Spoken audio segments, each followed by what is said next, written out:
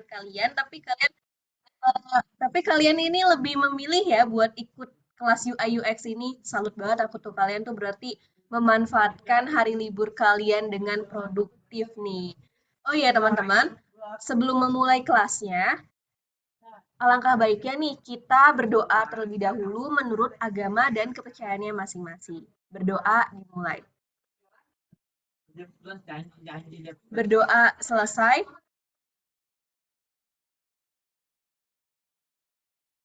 Oke, nah baik teman-teman, tapi sebelum dimulai nih ya, kan sesuai kata pepatah, tak kenal maka tak sayang. Nah, alangkah baiknya aku memperkenalkan diri aku dulu nih, tapi sepertinya nih ya teman-teman di sini tuh kayaknya udah pada kenal aku deh, karena kan waktu kelas kemarin itu aku ya yang jadi moderator ya. Tapi takutnya kalau misalkan kalian lupa nih ya, aku mau izin kenalin diri ulang. Jadi perkenalkan nama aku Divya, selaku moderator yang akan memandu jalannya kelas pada malam hari ini. Nah, tadi kan di awal kita udah berdoa nih ya teman-teman. Tapi sebelum mulai kelasnya, izinin aku buat bacain info penting nih buat kalian, yaitu peraturan pada kelas UI UX pada pagi hari ini. Di mana peraturan ini nantinya itu akan sangat berpengaruh loh pada sertifikat dan juga graduation dari teman-teman nih. Nah, kira-kira ada apa aja nih peraturannya? Boleh dong operator di next slide nih.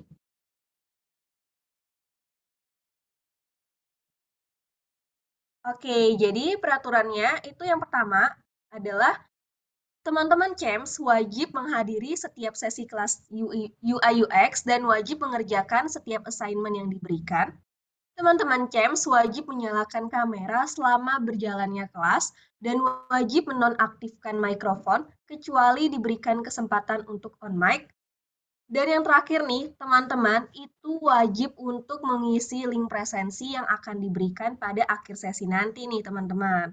Nah, itu dia peraturan dari kelas pada pagi hari ini. Aku harap nih, teman-teman di sini semua bisa menaati peraturan yang udah aku bacain tadi nih. Nah, oke baik teman-teman. Tapi sebelum kita lanjut nih, aku pengen nanya-nanya dulu nih ke teman-teman. Kira-kira udah pada tahu belum nih ya siapa speaker kita pada pagi hari ini? Yuk ya kira-kira pada kepo atau udah tahu boleh aja nih langsung ramein kolom chatnya nih teman-teman.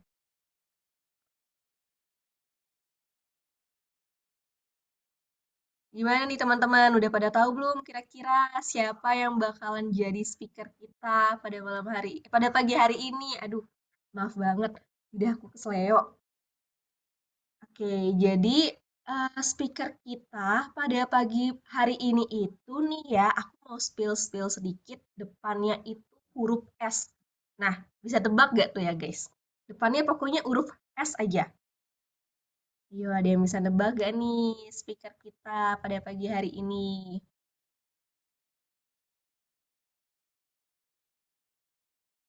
Oke, jadi sepertinya kayaknya belum pada ada yang tahu nih ya speaker kita pada pagi hari ini. Jadi langsung aja aku ngenalin speaker kita yaitu Kak Sultan Sirajudin. Halo Kak, kira-kira udah ada di Zoom meeting ini belum? Kira-kira udah ada belum nih Kak? Halo, halo. Sudah masuk nggak? Oh iya, halo Kak. Ini dipanggilnya Ah, siapa nih Kak kalau boleh tahu? Biar lebih enak aja nih ke depannya. bebas, sultan aja deh. Oke, oke berarti dipanggilnya Kak Sultan nih ya. Nah, BTW nih Kak, Ah, kira-kira gimana nih kabarnya pada pagi hari ini dan juga kesibukannya apa nih untuk hari ini? Alhamdulillah kabar baik. Kalian gimana guys? Kalau kesibukan hari ini apa ya? Prepare ini doang. Sisanya ya udah having fun weekend. Oke Kak, thank you. Kabarku juga baik nih. Dan teman-teman CEM sepertinya pada baik-baik aja sih. Dan juga kalau aku lihat-lihat nih, teman-teman CEM di sini tuh udah pada semangat banget nih Kak buat nerima ilmu dari Kak Sultan. Oh ya nih guys, berhubung tadi kita udah bincang-bincang sedikit nih sama Kak Sultan, jadi aku mau ngenalin sedikit nih siapa sih Kak Sultan yang bakal jadi speaker kita pada pagi hari ini. Jadi aku izin ngenalin nih ya, siapa nih Kak Sultan. Nah, jadi Kak Sultan ini itu adalah seorang digital product designer at Sayurbox dengan pengalaman-pengalamannya yaitu Kak Sultan pernah menjadi product designer at Fast Financial Group, pernah menjadi UI designer at Pandoin, dan yang terakhir, UI UX Designer at Skillful. Wah, kalau dilihat-lihat nih ya, pengalamannya Kak Sultan ini tuh keren banget sih. Nah, jadi nih ya, tanpa berlama-lama lagi nih, kira-kira Kak Sultan nih udah siap belum untuk memberikan materi kepada teman-teman CEM di sini? Udah. Ntar. Ini Oke, dari aku ya yang share screen ya. iya Kak. Oke, berhubung Kak Oke, Sultan udah siap nih ya, langsung aja waktu dan layar dipersilakan. ntar ya.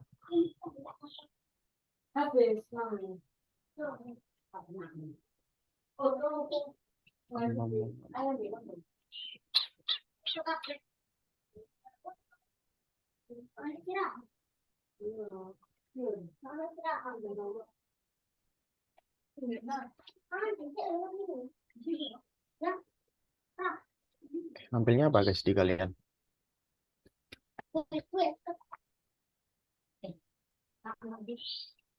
Nampilnya apa di kalian ya? Udah Kak, ini PPT-nya udah kelihatan. Udah PPT-nya? Udah. Oke. Ntar ya. Oke. Yuk, oke. Selamat pagi teman-teman semuanya. Apa kabar kalian hari ini? Semoga baik-baik aja ya. Oke, materi hari ini aku pingin share tentang UI UX Principle and Fundamental sih. Jadi thank you buat teman-teman Jago yang udah ngajak collabs buat apa namanya sharing sama teman-teman sekalian ya. Jadi thank you buat weekendnya udah mau belajar juga gitu sih. Jadi disclaimer-nya bukan berarti ini udah mastering gitu ya, enggak sih. Cuman mau sharing aja ke teman-teman. Siapa tahu ntar teman punya insight yang baru, punya ilmu baru juga boleh langsung di-share gitu ya. Jadi harapannya semoga forumnya bisa lebih komunikatif gitu aja sih. Oke, ya singkat perkenalan aja dari aku. Halo teman-teman, nama aku Sultan Sajudin. Bisa dipanggil Sultan. Sekarang aku kerja di Sayurbox sebagai product designer gitu sih. Jadi tadi juga udah sempat di-spill sama teman-teman Jago sekilas experience-ku di mana. Tapi sekarang yang paling baru aku lagi di Cyberbox gitu ya. Nah, jadi hari ini apa sih menu kita buat diskusinya? Di sini ada 5 topik sebenarnya yang bisa kita discuss. Yang pertama kayak introduction to UI component. Terus yang nomor 2 kayak color and typography. Nomor 3 white space and proximity. Terus ntar ada design and read pattern. Yang terakhir ada grid rule ya. Nah, sebelumnya mau tanya dulu deh ke teman-teman kayak apa sih sebenarnya ekspektasi teman-teman ikut webinar atau ikut materi hari ini? Boleh di on mic nggak sih? Kalau boleh langsung on mic aja ya.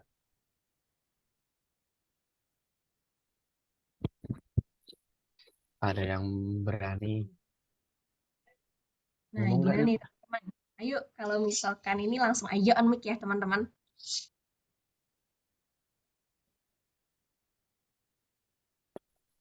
Ada nggak?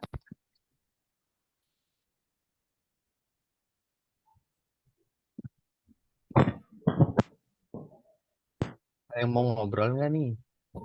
Halo, Halo. oke. Kalau dari aku sih biar lebih apa ya, eh, lebih paham sama materi yang nanti akan kakak sampaikan, sehingga dari apa namanya dari materi yang nanti disampaikan itu bisa diaplikasiin mungkin nanti untuk kedepannya gitu sih kak. Asik. Oke, thank you. Siapa sih yang ngomong? Ntar, sorry. Aku nggak lihat panelnya. Tadi siapa yang ngobrol ya? Rama kak. Oke. Thank you, Rama. Ya. Sip. Ada satu lagi nggak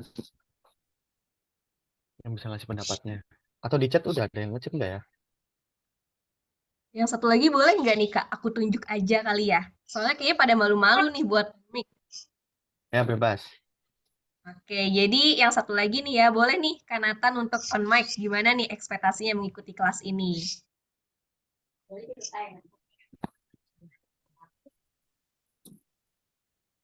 Nah, ini nih suaranya nih.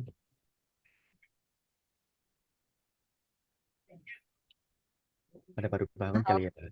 halo Kak, sepertinya suaranya belum terdengar nih Kak di sini nih. Oke, siap.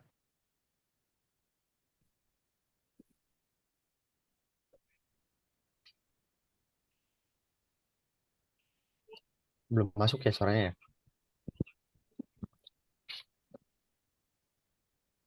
Kalau nggak bisa nggak apa-apa deh. Oke deh, Bisa nggak? sepertinya boleh nih ya Kak, ke next aja kali ya, next peserta. Boleh nih dari Kanisa, disampaikan nih gimana ekspektasinya mengikuti kelas ini. Ekspektasi untuk kelas ini sih karena memang judul kelasnya itu Principle and Fundamentals. Aku mengharapkan setelah kelas ini ya dasar untuk ngedesain dan untuk membangun UI UX-nya jadi lebih bagus sih Kak untuk kedepannya. Oke, thank you Mbak Lisa. Mantap, mantap. Oke, thank you teman-teman. Udah nge-share ekspektasinya ya. Semoga bisa dapat banyak juga kita discuss di sini hari ini ya. Oke, nextnya sebenarnya udah seberapa jauh teman-teman mengulik tentang, sorry ya ini maksudnya UI UX saja ya gitu. Sejauh apa teman-teman udah ngerti tentang UI UX atau mungkin kayak kemarin materi apa aja yang udah disampaikan dan sejauh mana teman-teman udah paham gitu sih. Satu orang aja kali, boleh on mic.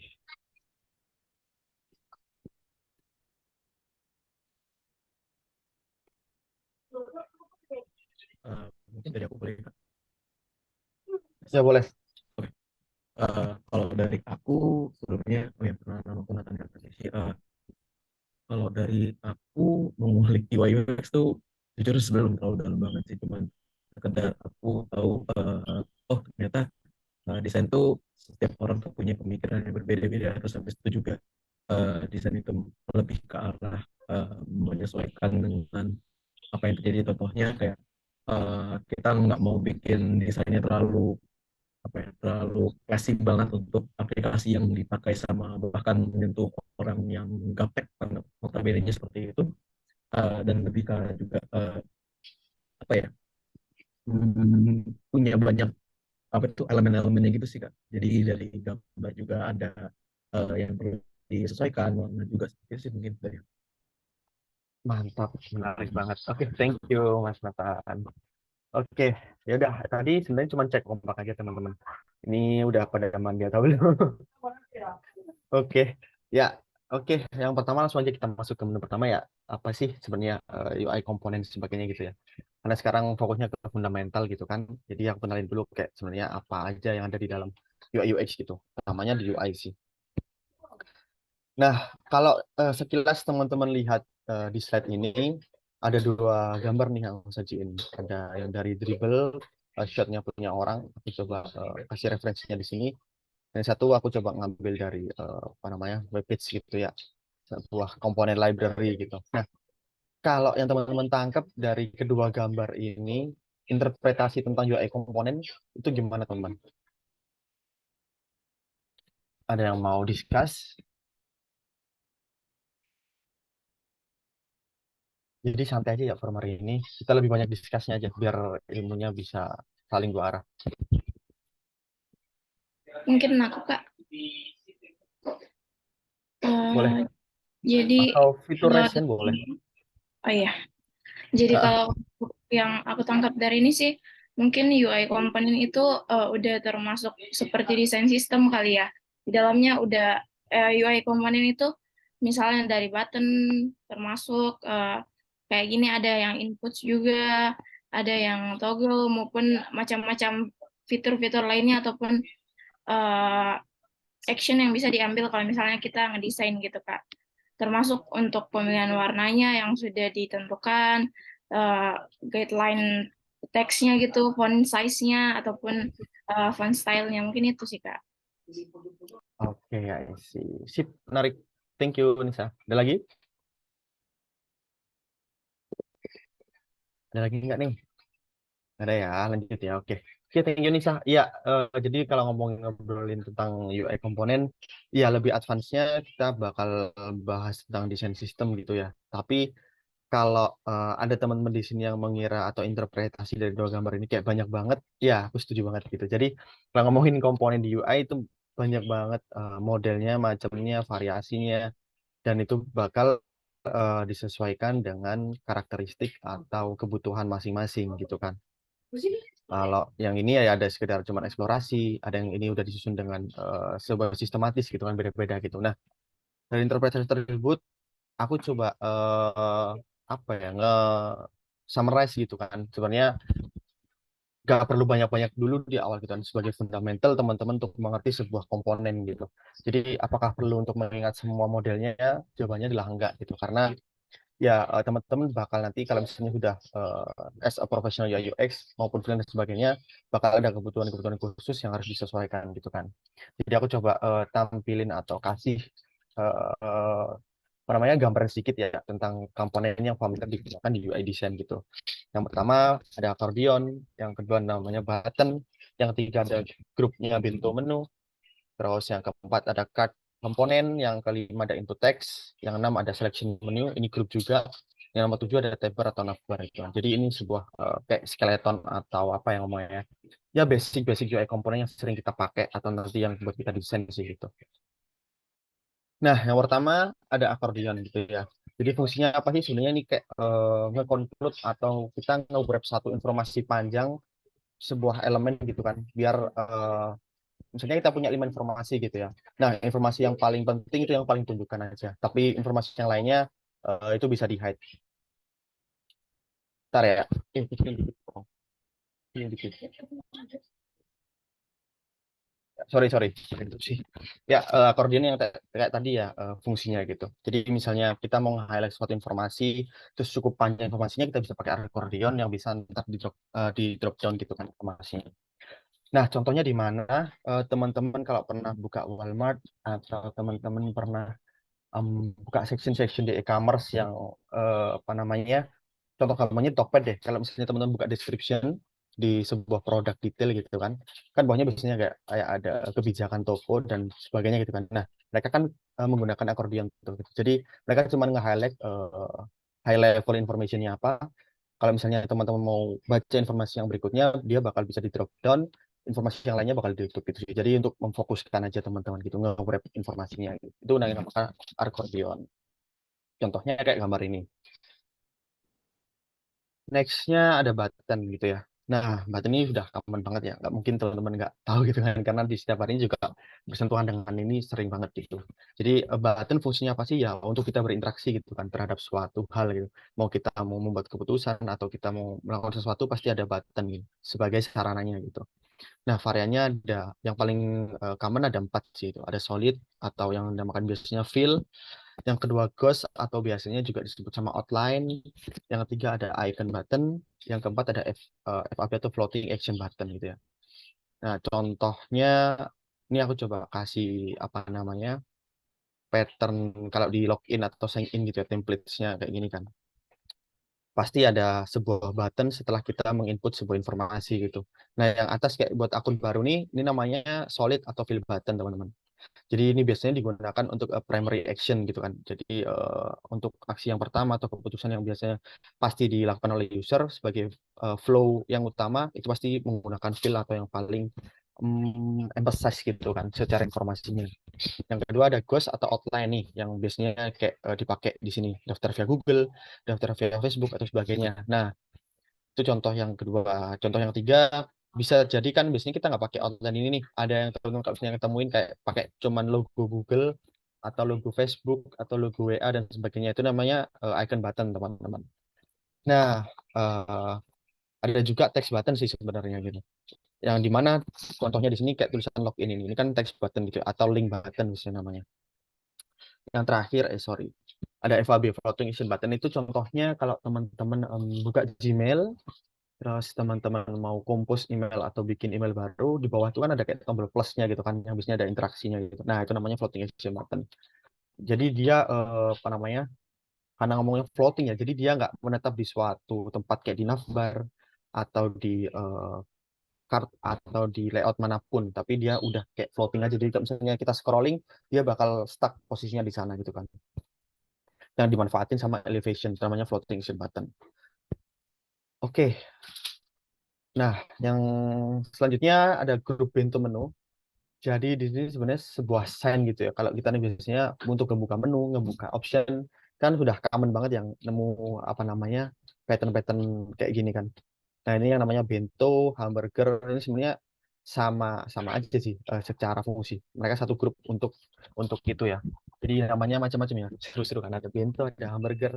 alternatif burger, doner, strawberry meatball ya. Sebenarnya sama aja sih gitu. Seringnya ya ada di mobile web page atau di apa namanya website, ada di setting on Android gitu kan, kalau teman biasanya di pojok kiri atas gitu. Kalau misalnya lagi-lagi contohnya Tokped aja ya, karena kan udah common banget Tokped. Kalau misalnya teman-teman buka page apa namanya kayak bantuan customer, atau teman-teman diarahkan ke mobile websitenya dari Tokopedia di luar aplikasinya, pojok kanan atas teman-teman bakal nemuin kayak logo bento yang bisa balik ke home gitu kan. Nah itu jualan informasinya di sana. Hamburger misalnya di website, kayak misalnya teman-teman buka aplikasi e-commerce di luar negeri, misalnya kita mau pilih optionalnya di navbar, tapi kita udah masuk ke dalam suatu direction tertentu, bakal pakai hamburger biasanya gitu kan. Nah gitu-gitu sih, itu untuk bentuk menu. Sejauh ini dari 3 komponen, ada yang mau didiskus dulu atau mau ditanyain buat yang lebih jelas sekali?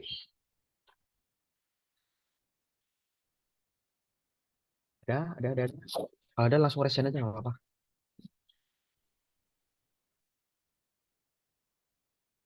Belum? Oke, aman ya. Oke, lanjut. Nah, lanjutnya ada card komponen ini.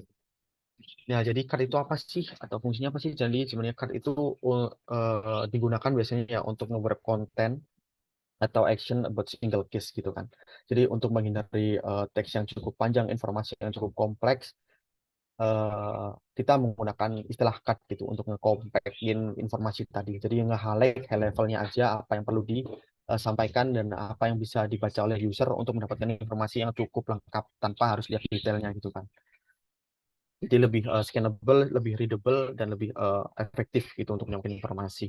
Itu namanya card. Contohnya di mana? Contohnya misalnya teman-teman buka Airbnb, atau teman-teman buka ya di Tokopedia lagi Tokopedia, thumbnailnya gitu kan di depan, atau thumbnail produknya di Shurbox juga pakai thumbnail kayak gitu. Terus mana lagi? Hampir semuanya sekarang common ya pakai card ya. Teman lagi ada card ya. Ya pokoknya bentuknya kebayang lah ya teman-temannya, atau di dashboard biasanya kalau misalnya lagi ikut course, pakai misalnya buka course tertentu terus dia punya website, biasanya juga pakai card kan di sana untuk menyampaikan informasi, atau di Spotify langganan atau Netflix langganan buat premium terus sebagainya, mereka kan pakai card kan gitu. Nah itu namanya card teman-teman. Nah jadi anatominya biasanya sih ada rich media atau metadatanya, seperti kayak ada gambarnya atau video dan sebagainya untuk menampilkan visualisasinya. Terus ada kayak judul atau titelnya di sini, terus ada subheadingnya, entah ini informasi apa yang perlu di highlight gitu kan, atau description, kemudian kayak ada CTA atau icon untuk membantu visualnya gitu sih. Nah, nextnya kita punya input text. Di sini sebenarnya apa sih input text gitu kan?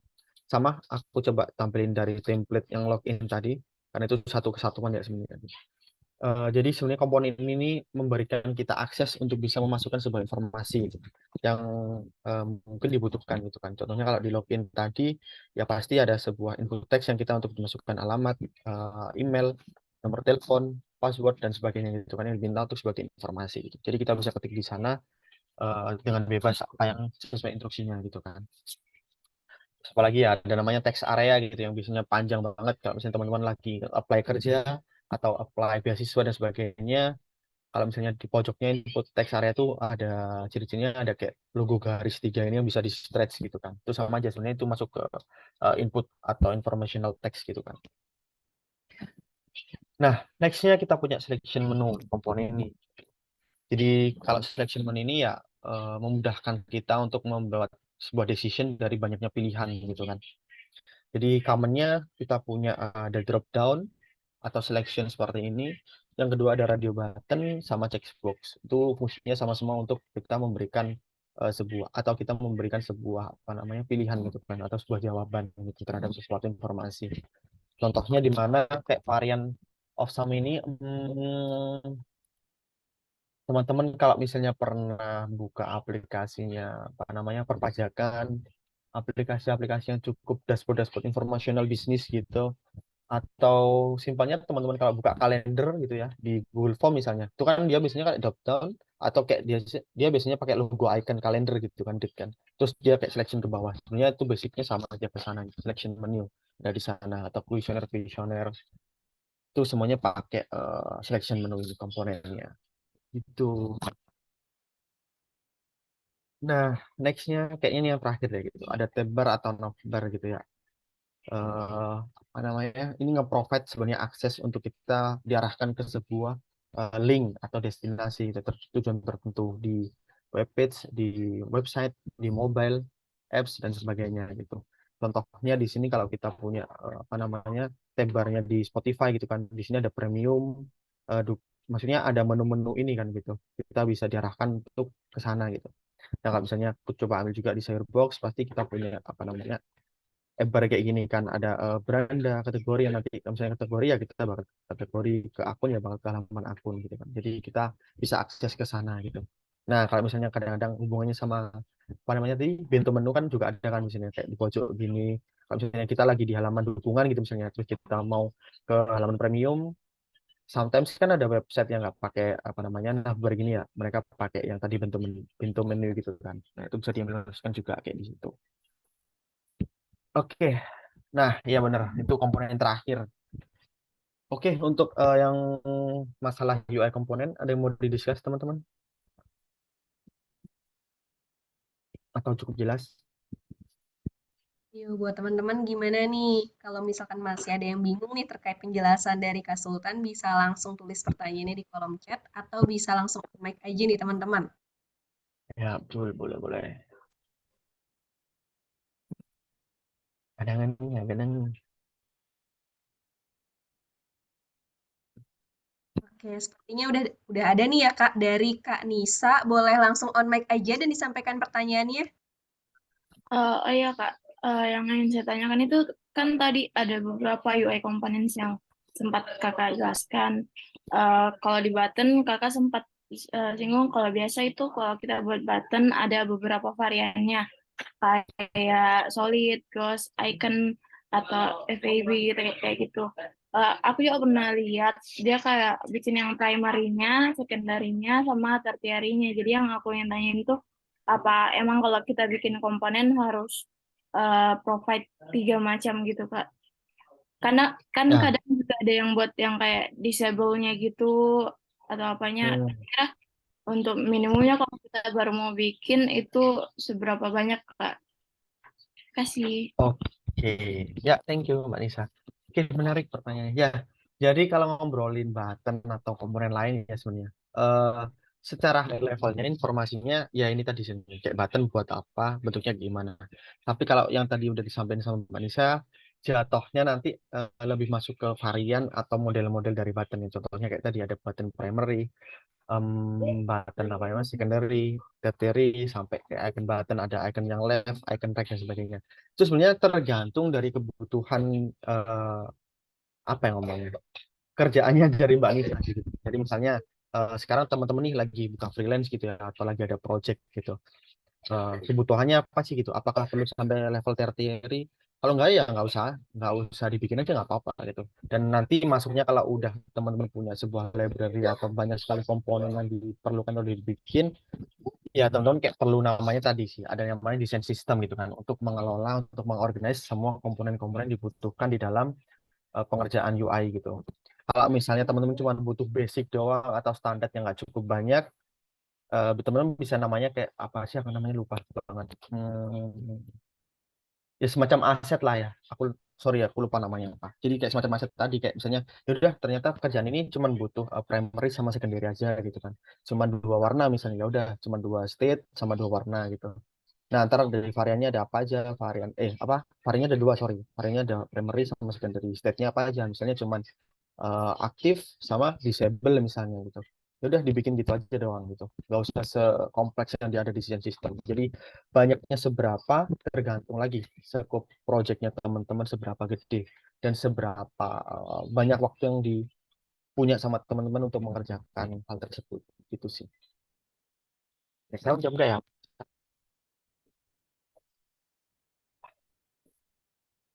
Oke, oke, kalau misalnya nggak ada feedback lagi, atau ada yang tanya lagi nggak nih? Ada teman sebelum next ke bagian color and typography. Gimana nih teman-teman? Ada yang ingin bertanya lagi kah terkait materi yang tadi di... Oh, oke, ini sudah ada dari Kak Nathan. Boleh langsung on mic nih, Kak. Oke, makasih banyak Aditya. Eh, Kak Sultan, aku izin mau nanya dong Kak, begini. Mungkin ini pertanyaannya agak sedikit ya, out of the topic dari bahasan hari ini. Cuman aku agak eh, agak bingung antara lebih baik membuat satu proyek besar atau lebih bagus latihan proyek kecil tapi banyak gitu. Kalau menurut Oke, Kak Sultan sendiri bagaimana? Eh, oke. dari proyek Mas besar. Nathan. Ya, mau tanya lagi, balik tanya dong. Sebenarnya tuh buat apa dulu purpose-nya? Buat Eh, belajar kah? Buat ini lebih ke arah, kalau dari aku, ini kan tadi kan bahas apa itu namanya, semacam tipe-tipenya gitu kan ya. Kayak, ini dalam konteks lebih ke arah melatih user experience juga sih. Kalau menurut aku lebih baik ini. Kalau konteksnya cuman sebatas apa ya ngomongnya? Ya katakanlah belajar lah, membiasakan gitu kan. Latihan tangan gitu ya bikin komponen ya. Nggak usah sampai yang project profesional nggak apa-apa sih Mas Nathan. Jadi kayak misalnya cari referensi dulu, inspirasi ya, oh, ada batasan kayak gini. Atau misalnya teman-teman mau kayak nge-revamp gitu kan, nge-revamp sebuah aplikasi, teman-teman boleh juga kayak bikin asetnya dulu. Butuh apa aja sih aku buttonnya, misalnya button apa aja sih yang aku butuhin gitu, berapa tipe button yang aku perlukan gitu. Terus state-nya apa aja. Jadi kayak dari project-project kecil tuh nggak masalah kalau cuman untuk apa yang namanya menggali informasi atau cuman pembiasaan adaptasi teman-teman untuk membuat sebuah komponen gitu. Cuman kalau tujuannya udah paham fundamental komponennya, terus udah ngomongin portfolio, udah ngomongin untuk project yang memang profesional, itu beda lagi sih case-nya kayak gitu. Mas. Jadi sesimpel teman-teman, misalnya nih dari Tokped atau aplikasi yang lainnya gitu ya, Gojek dan sebagainya, teman-teman screenshot, teman-teman bikin, oh di sini ada komponen apa aja nih, terus coba bikin gitu. Nah, misalnya satu komponen ya, misalnya di Gojek deh gitu misalnya, oh ada card tentang menu makanan nih. Jadi sebenarnya cardnya ini bisa dimodif apa aja gitu, cari tahu misalnya di dalam lagi komponen card itu bentuknya gimana aja, state-nya gimana aja gitu. Misalnya kayak tadi ada button udah ya, apalagi yang perlu ya di explore ya. Input text misalnya. Jadi input text kan banyak-banyak macam-macam ya. Kalau tuh lihat di punyanya Google, kalau kita nge-input nggak mungkin bentuknya kayak gini kan. Nah, ini kan kalau ini kan ada title, ada buat formnya gitu kan. Kalau kita di Google biasanya titelnya tuh kayak ada di garisnya gini kan, di depannya gitu, di overlay di setengah garisnya gini, terus sisanya ada formnya gitu. Ada yang sebenarnya ada di dalamnya, terus ada yang nanti kalau mau diketik namanya bakal jadi kecil di atas sebagai headline-nya di sini, terus yang bawahnya tulisannya lebih gede gitu kan. Jadi banyak banget macamnya kalau mau membiasakan atau mengeksplor variasi dari komponen gitu. Dan itu nggak perlu project yang profesional atau yang gede-gede banget. Cukup dari inspirasi dari apps, kalau mau revamp itu udah oke banget. Kayak gitu Mas Nathan, menurutku ya. Oke, Oke. Kak Sultan, makasih banyak Kak buat jawabannya. Sip. Ada lagi yang lain? Gimana nih teman-teman? Kira-kira masih ada yang ingin bertanya lagi kah? Ada kali ya? Belum kali ya? Boleh dilanjut aja kali ini ya, Kak. Mungkin kayak nanti di akhir sesi nanti. Oke. Oke, thank you. Lanjut lagi ke menu kedua, kita ada color and typography. Nah, sebenarnya kalau color and typography, teorinya banyak banget yang bisa dibaca teman-teman, tapi susah juga kalau nggak diimplementasikan gitu kan. Nah, kalau yang ini aku coba kasih basicnya kayak ada color harmony ya. Sebenarnya ada 6 apa ya, atau 8 ya, lupa aku. Tapi ini yang sering kamu dipakai, atau mungkin teman kalau misalnya pakai platform kayak Adobe Colors, apa lagi ya, kayak color palette selain penyedia platform yang lainnya, sebenarnya pakai konsep yang 4 ini sih gitu. Jadi ada complementary, analogous, terus triad, sama square atau tetratic gitu. Kalau complementary ini sesimpel berseberangan gitu ya ngomongnya, analoginya. Jadi kayak warna yang berseberangan atau berlawanan dari umumnya ini color wheel ya, yang warna-warna ini itu nanti bakal ngehasilin sesuatu yang kontras gitu. Cuman aku kurang kurang suka aja sih, kayak warnanya kadang lebih lebih jomplang atau jinggrang gitu kan. Nah, kalau yang kedua, nah ini yang biasanya sering dipakai dan common banget dipakai, itu yang analog ini kan. Jadi dia menggunakan sifat turunan sih. Jadi misalnya kalau misalnya mau teman-teman nanti memperdalam ilmu coloring gitu ya, ini sebenarnya coloring ini ada kayak derajatnya gitu kan, yang namakan itu saya hue gitu ya, aku nggak tahu bacanya apa gitu kan. Ada hue-nya, jadi Di sini kayak ada derajat mulai dari yang atas atau merah tuh biasanya pakai angka 0 atau 360 derajat gitu. Semakin ke sini semakin turun gitu kan. Nah, jadi turunan daripada warna-warna base-nya itu yang bisa dipakai gitu. Jadi misalnya tadinya pakai warna biru, nah sebelah kanannya atau kirinya biasanya ada kayak warna hijau atau kayak cyan gitu kan, terus ada warna ungu dan sebagainya gitu. Jadi warna turunannya kayak gitu. Itu lebih mungkin lebih make sense sama lebih menurutku lebih cakep aja sih kayak gitu. Nah, kalau yang nomor 3 itu pakai konsep triad, jadi dia membentuk segitiga. Sebenarnya sama aja. Sebenarnya ini base color kalau teman pernah atau familiar sama apa namanya coloring format yang RGB gitu ya, red, green, blue. Nah, ini sebenarnya konsepnya dari sini sih. Jadi dia tetap bentuk segitiga terus untuk penerapan warnanya untuk menemukan warna yang lebih vibrant atau lebih jelas untuk membedakan satu informasi dengan informasi yang lainnya gitu. Yang terakhir ada square atau tetradik. Ini cukup banyak banget untuk dikombinasikan warnanya gitu. Jadi warna turunannya kanan kirinya terus dikasih warna yang berlawanannya gitu. Jadi misalnya dari oranye warna lawannya hijau gitu, Pak. Ini ngomongnya lawanan ini dari segi color wheel ya gitu. Yang berseberangan lah itu, bukan lawanan sorry. Gitu sih. Yang nantinya di ujung-ujungnya bakal ngebentuk sebuah apa namanya square gitu kan, rectangle gitu. Itu untuk konsep color harmoninya gitu ya. Jadi ntar teman-teman bisa memperdalami sendiri dan penerapannya gimana gitu. Cuman kalau di mana di UI design ini biasanya kita bakal menerapkan itu nggak sebanyak itu sih teman-teman. Nah itu nyambung ke yang berikutnya kayak common color use in UI itu kayak gimana sih gitu. Nah aku mengutip dari apa namanya sumber informasi dari Atlassian Design System ya gitu. Teman-teman boleh baca-baca lebih lanjut lagi di sini atau teman-teman punya akses yang lain itu boleh banget gitu. Kalau mereka sih membedakan atau menggrouping sebuah color di UI mereka punya 3 sistem gitu. Ada yang pakai 8 color sebagai base-nya, terus 16 color dan 24 colors ini sebagai aksen sama netral warnanya gitu. Jadi sebenarnya konsep dari warna di UI yang bisa kita pakai ada 3 sih. Ada yang primary, secondary, sama aksen gitu kan. Atau yang bisa dipakai ya kayak primary, netral, sama aksen gitu. Itu nanti lagi-lagi tergantung kebutuhan dari teman-teman. Kalau misalnya teman-teman udah masuk ke skala company atau masuk ke project yang profesional, pasti kan teman-teman mengerjakan sebuah brand atau sebuah produk yang punya identitas gitu kan. Nah, identitas tadi juga mengaruh ke warna tadi. Misalnya Box kita punya warna hijau gitu kan. Nah, berarti sebagai base colornya atau primary colornya kita punya warna hijau gitu. Ntar aksen-aksennya tinggal menyesuaikan dengan color guideline yang udah dibikin gitu kan. Nah, semakin kompleks timnya, semakin kompleks juga nanti yang harus di-adjust untuk coloring warnanya. Bisa berkaitan dengan tim marketing dan sebagainya gitu. Tapi kalau misalnya teman-teman lagi ngerjakan project simple nih, misalnya buat portfolio gitu ya. Nanti teman-teman diajak jago, punya tugas buat teman-teman mengerjakan sebuah produk. Teman-teman harus tentukan dulu identity-nya, teman-teman mau bikin produk apa, color psychology-nya gimana, itu yang berhubungan sama brand identity-nya gimana, itu yang bisa jadikan teman-teman patokan untuk menentukan atau menggunakan warna, kayak gitu. Nah, jadi ini ngomongin implementasinya ya, kalau udah ngedesain terus gimana sih cara ngewarnainnya gitu kan. Aku ngambil dari HubSpot untuk color teorinya gimana sih cara implementasinya gitu ya. Jadi teman-teman kalau mau bikin sebuah tampilan UI, pastikan teman-teman jangan fokus utamanya adalah bikin aplikasi dengan warna yang ciamik gitu ya. Itu bukan sesuatu hal yang salah itu, tapi teman-teman harusnya lebih fokus dulu ke kontennya atau gimana sih menyusun sebuah informasi yang tepat gitu ya. Setelah informasi semuanya tepat, konten-kontennya semua dirasa sudah oke. Nah, teman-teman kerjanya dalam skala grayscale dulu. Dalam artian kayak apa sih ya? Kayak gini. Ini aku kasih contoh ya di atas nih. Sebenarnya ini kan kayak apa? Ada eyebar-nya gitu kan. Di atas gitu misalnya. Kayak yang misalnya ada jam dan sebagainya. Itu kasih tanda aja gitu. Terus ada informasi image misalnya gitu.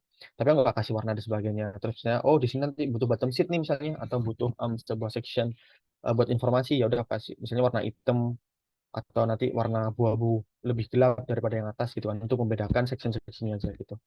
Nah, nanti setelah teman-teman udah oke, udah fix konten-kontennya, layoutingnya, nah teman-teman baru pakai nih warna-warna yang udah dipunya tadi, primary colornya teman-teman apa, base colornya, terus habis gitu warna-warna aksennya dan lainnya semuanya apa, baru diterapin nih. Oh, di sini ya sebagai sumber utamanya misalnya backgroundnya warna putih gitu ya. Ini udah primernya misalnya pakai warna putih gitu sebagai backgroundnya. Rata-rata kan gitu ya, warna putih atau warna brand identity-nya gitu kan.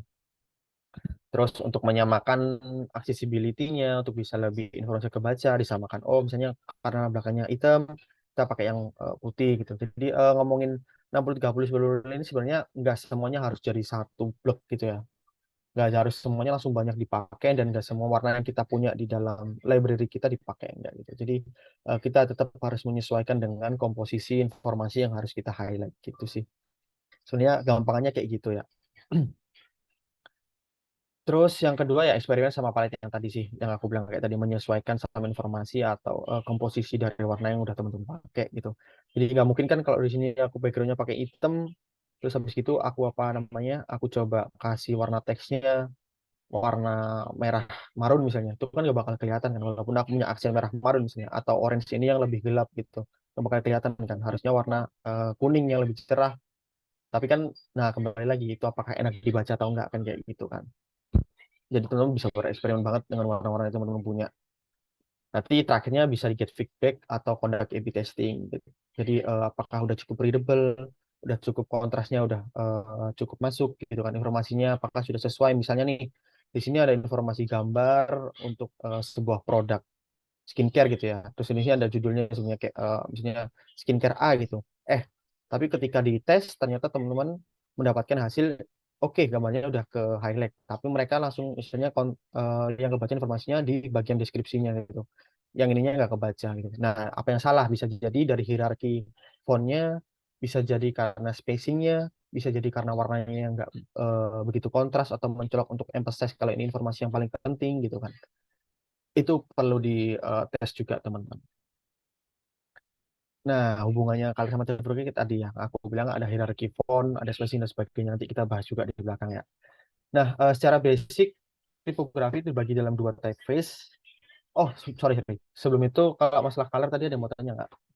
Atau mau dibahas atau gimana? Basicnya sebenarnya itu aja sih. Sebenarnya sama sebenarnya ada lagi kayak sistem coloring ya, kayak yang tadi RGB, ada HSL, ada HSB, ada CMYK dan sebagainya gitu kan. Nah itu ntar teman-teman bisa cari-cari dan sesuaiin aja. Cuman yang paling sering atau common dipakai sama UI designer ya kalau nggak RGB ya HSB. Kenapa HSB? Ntar aku coba kasih linknya ya ke teman-teman kalau kalau kalau mau apa namanya mau ulik-ulik di sana gitu. Oke, untuk color apa mau yang dibahas dari teman-teman? Atau kita bisa lanjut dulu ke tipografinya? Gimana nih teman-teman? Ada yang ingin bertanya dulu kah? Kalau ada bisa langsung on mic ya nih teman-teman.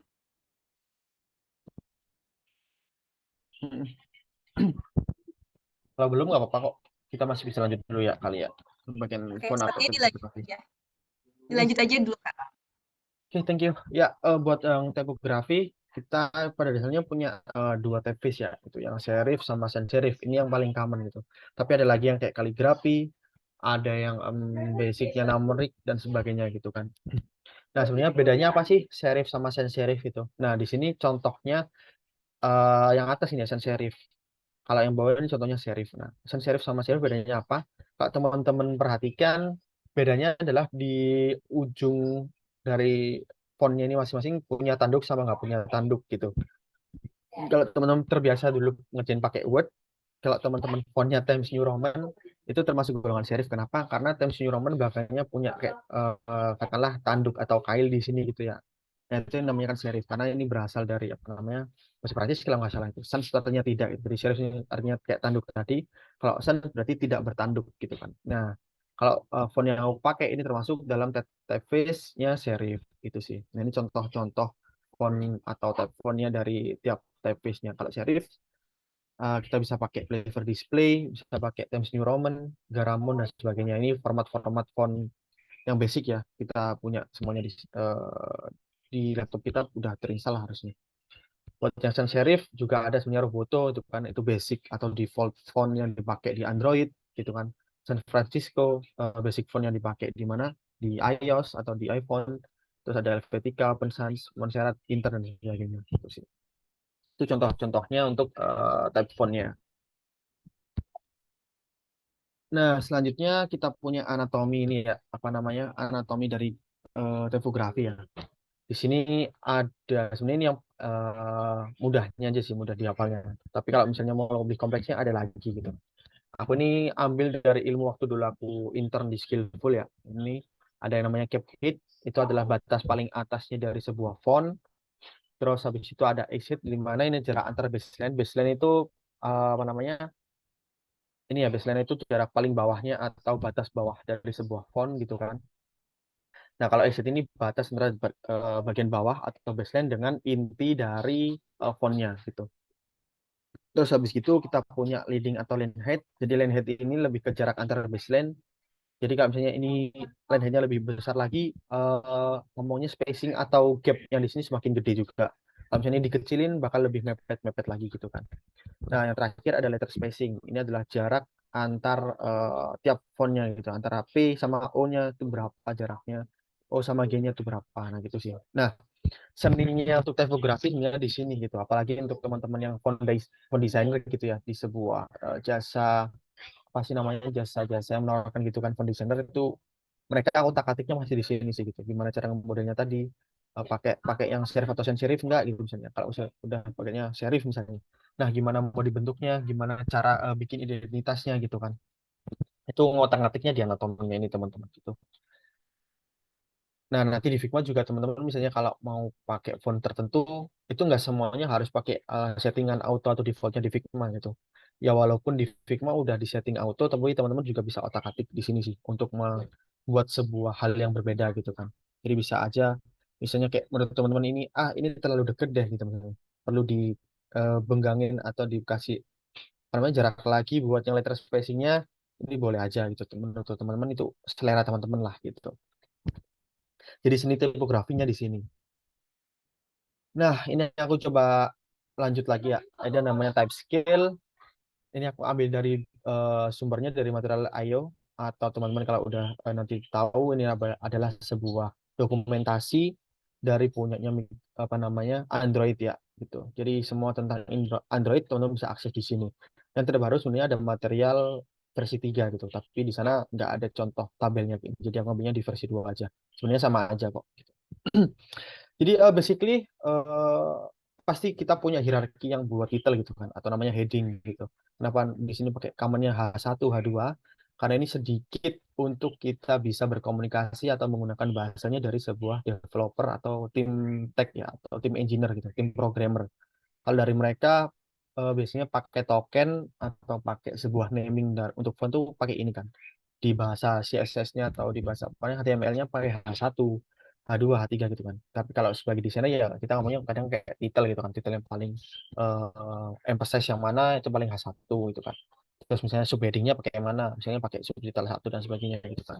Ntar deskripsinya kita pakai body gitu kan. Jadi naming type skill ini biasanya kita lebih lebih universalkan biar kita bisa lebih enak ngobrolnya ketika nanti kita ngobrol sama tim engineer-nya gitu sih.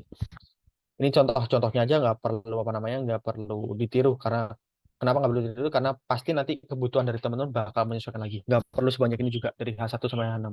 Bisa jadi teman-teman cuma butuh dari H3 sampai H4 sebagai titelnya gitu. Terus dari H5 sampai H6 ini masuk subtitle. Itu bisa aja teman-teman. Jadi tergantung nanti kebutuhan gitu. Tapi ini adalah resource-nya dari Material.io. Jadi semua yang kita baca di HP Android kita ya ini base-nya dari mereka kayak gini. Oke, untuk basic atau fundamental color dan typography sampai sini dulu sih. Ada yang mau didiskus atau mau apa ya, ditanyain? Oke, Oke, ada. jadi ada dari Kak Rama nih. Boleh nih Kak, langsung di on mic buat disampaikan pertanyaannya.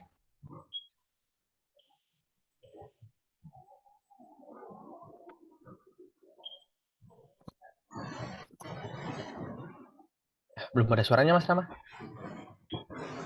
Sekarang sudah kedengaran nggak? Sudah masuk. Oke. Saya mau tanya untuk yang tipografinya sih Kak. Jadi biasanya kalau kita mau buat teks itu kan masih bingung itu mau pilih font-font apa yang biasanya cocok digunakan untuk sebuah desain gitu kan, atau nggak misalnya yang enak untuk dipandang itu. Jadi kadang-kadang kalau untuk saya sendiri kan masih kurang tahu nama-nama font tuh. Nah, bagaimana cara kita untuk nentuin suatu font yang misalnya enak untuk nanti dilihat sama orang gitu, dan juga gimana cara kita tahu font-font apa yang biasanya apa namanya cocok untuk digunain gitu sih Kak. Oke, ya menarik. Oke, ya. Kalau ngomongin secara teknis atau implementasi, bener sih. Saya pun juga nggak begitu hafal mas. Apa namanya font-font karena banyak banget kan. Apalagi kalau kita antar butuh udah ngomongin desain yang lebih advance atau bahkan kayak tim marketing graphic design, mereka lebih banyak explore font gitu kan. Nah, commonly di UI design, kalau misalnya teman-teman sebagai freelancer atau di company-nya udah ada apa yang namanya font sendiri, misalnya di Bukalapak, mereka punya apa namanya, mereka punya fontnya sendiri gitu kan. Bukasans apa yang namanya, gue lupa, Bukasans gitu misalnya. Terus kalau di Fast, mereka juga punya namanya Fast juga. Di mana lagi ya?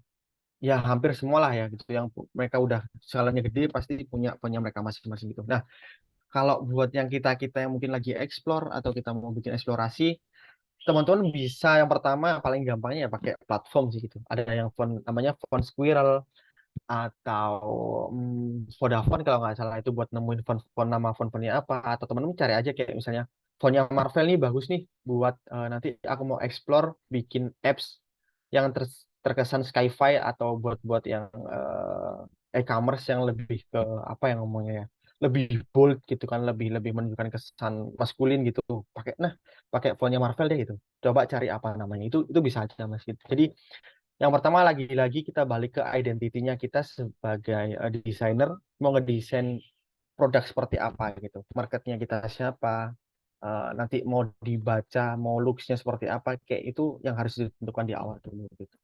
Jadi kayak misalnya mau lebih terkesan profesional atau lebih formal, teman-teman bisa pakai Open Sans gitu kalau misalnya dari sans serif atau Helvetica gitu. Kalau yang mau apa namanya yang ada serifnya ya bisa Pak, dan terkesan sedikit classy yang vintage gitu kan bisa pakai Baskerville atau pakai Garamond gitu kan. Kalau lebih chill tapi tetap ada unsur-unsur estetikanya gitu, misalnya mau bikin aplikasi edukasi anak gitu ya buat mainan gitu, misalnya Kidzania gitu ya bikin aplikasi gitu. Nah, mereka pingin apa namanya fontnya kesannya sedikit-sedikit vintage, classy tapi masih chill gitu kan. Mereka bisa pakai Clever Display gitu. Atau teman-teman mau yang udah common banget ya, formal bisa, nggak formal juga bisa, tapi enak dilihat itu bisa pakai Inter nih. Bahkan mereka punya guide-nya sendiri untuk yang Inter, secara line height-nya berapa, letter spacing-nya berapa, itu mereka udah ada websitenya. Karena yang bikin fontnya Inter ini dulunya kalau nggak salah ya, aku pernah baca itu orang-orang orang Spotify apa ya kalau nggak salah ya. Jadi dulu yang bikin fontnya Spotify itu ya orang itu. Terus dia keluar, dia bikin font baru ini, Inter ini. Gitu. Jadi gitu sih Mas, tergantung Masnya mau nanti apa namanya kesannya kayak gimana sih dari produknya, mau dibaca dan dikesannya seperti apa kayak gitu. Baik, terima kasih Kak. Sip, thank you. Lagi, Gimana nih teman-teman? Ada lagi kah yang ingin bertanya?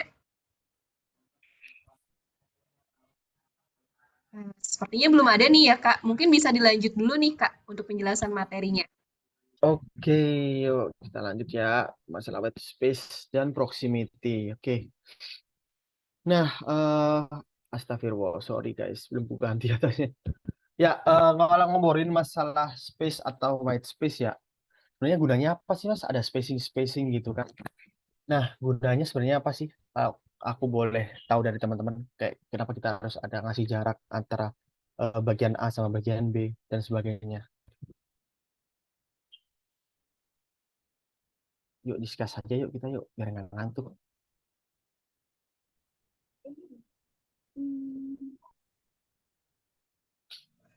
Ya, Oke, ini udah ada dari Kanisa nih yang raise hand. Boleh nih Kak untuk di on mic nih.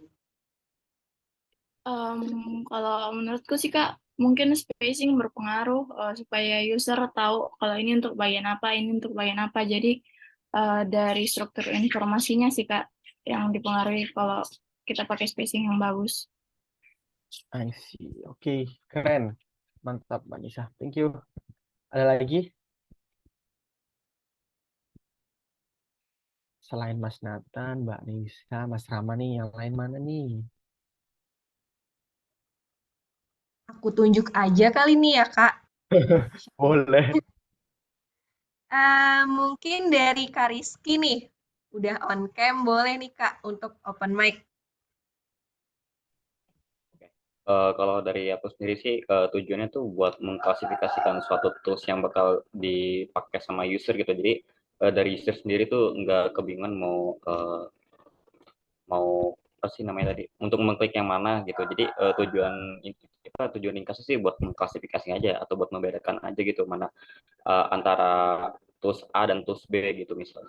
Itu aja sih kalau dari Oke, thank you Mas Rizky. Keren, keren. Ya, oke. Oke, kayaknya udah pada paham deh teman-teman kenapa ada spacing dan sebagainya gitu kan ya.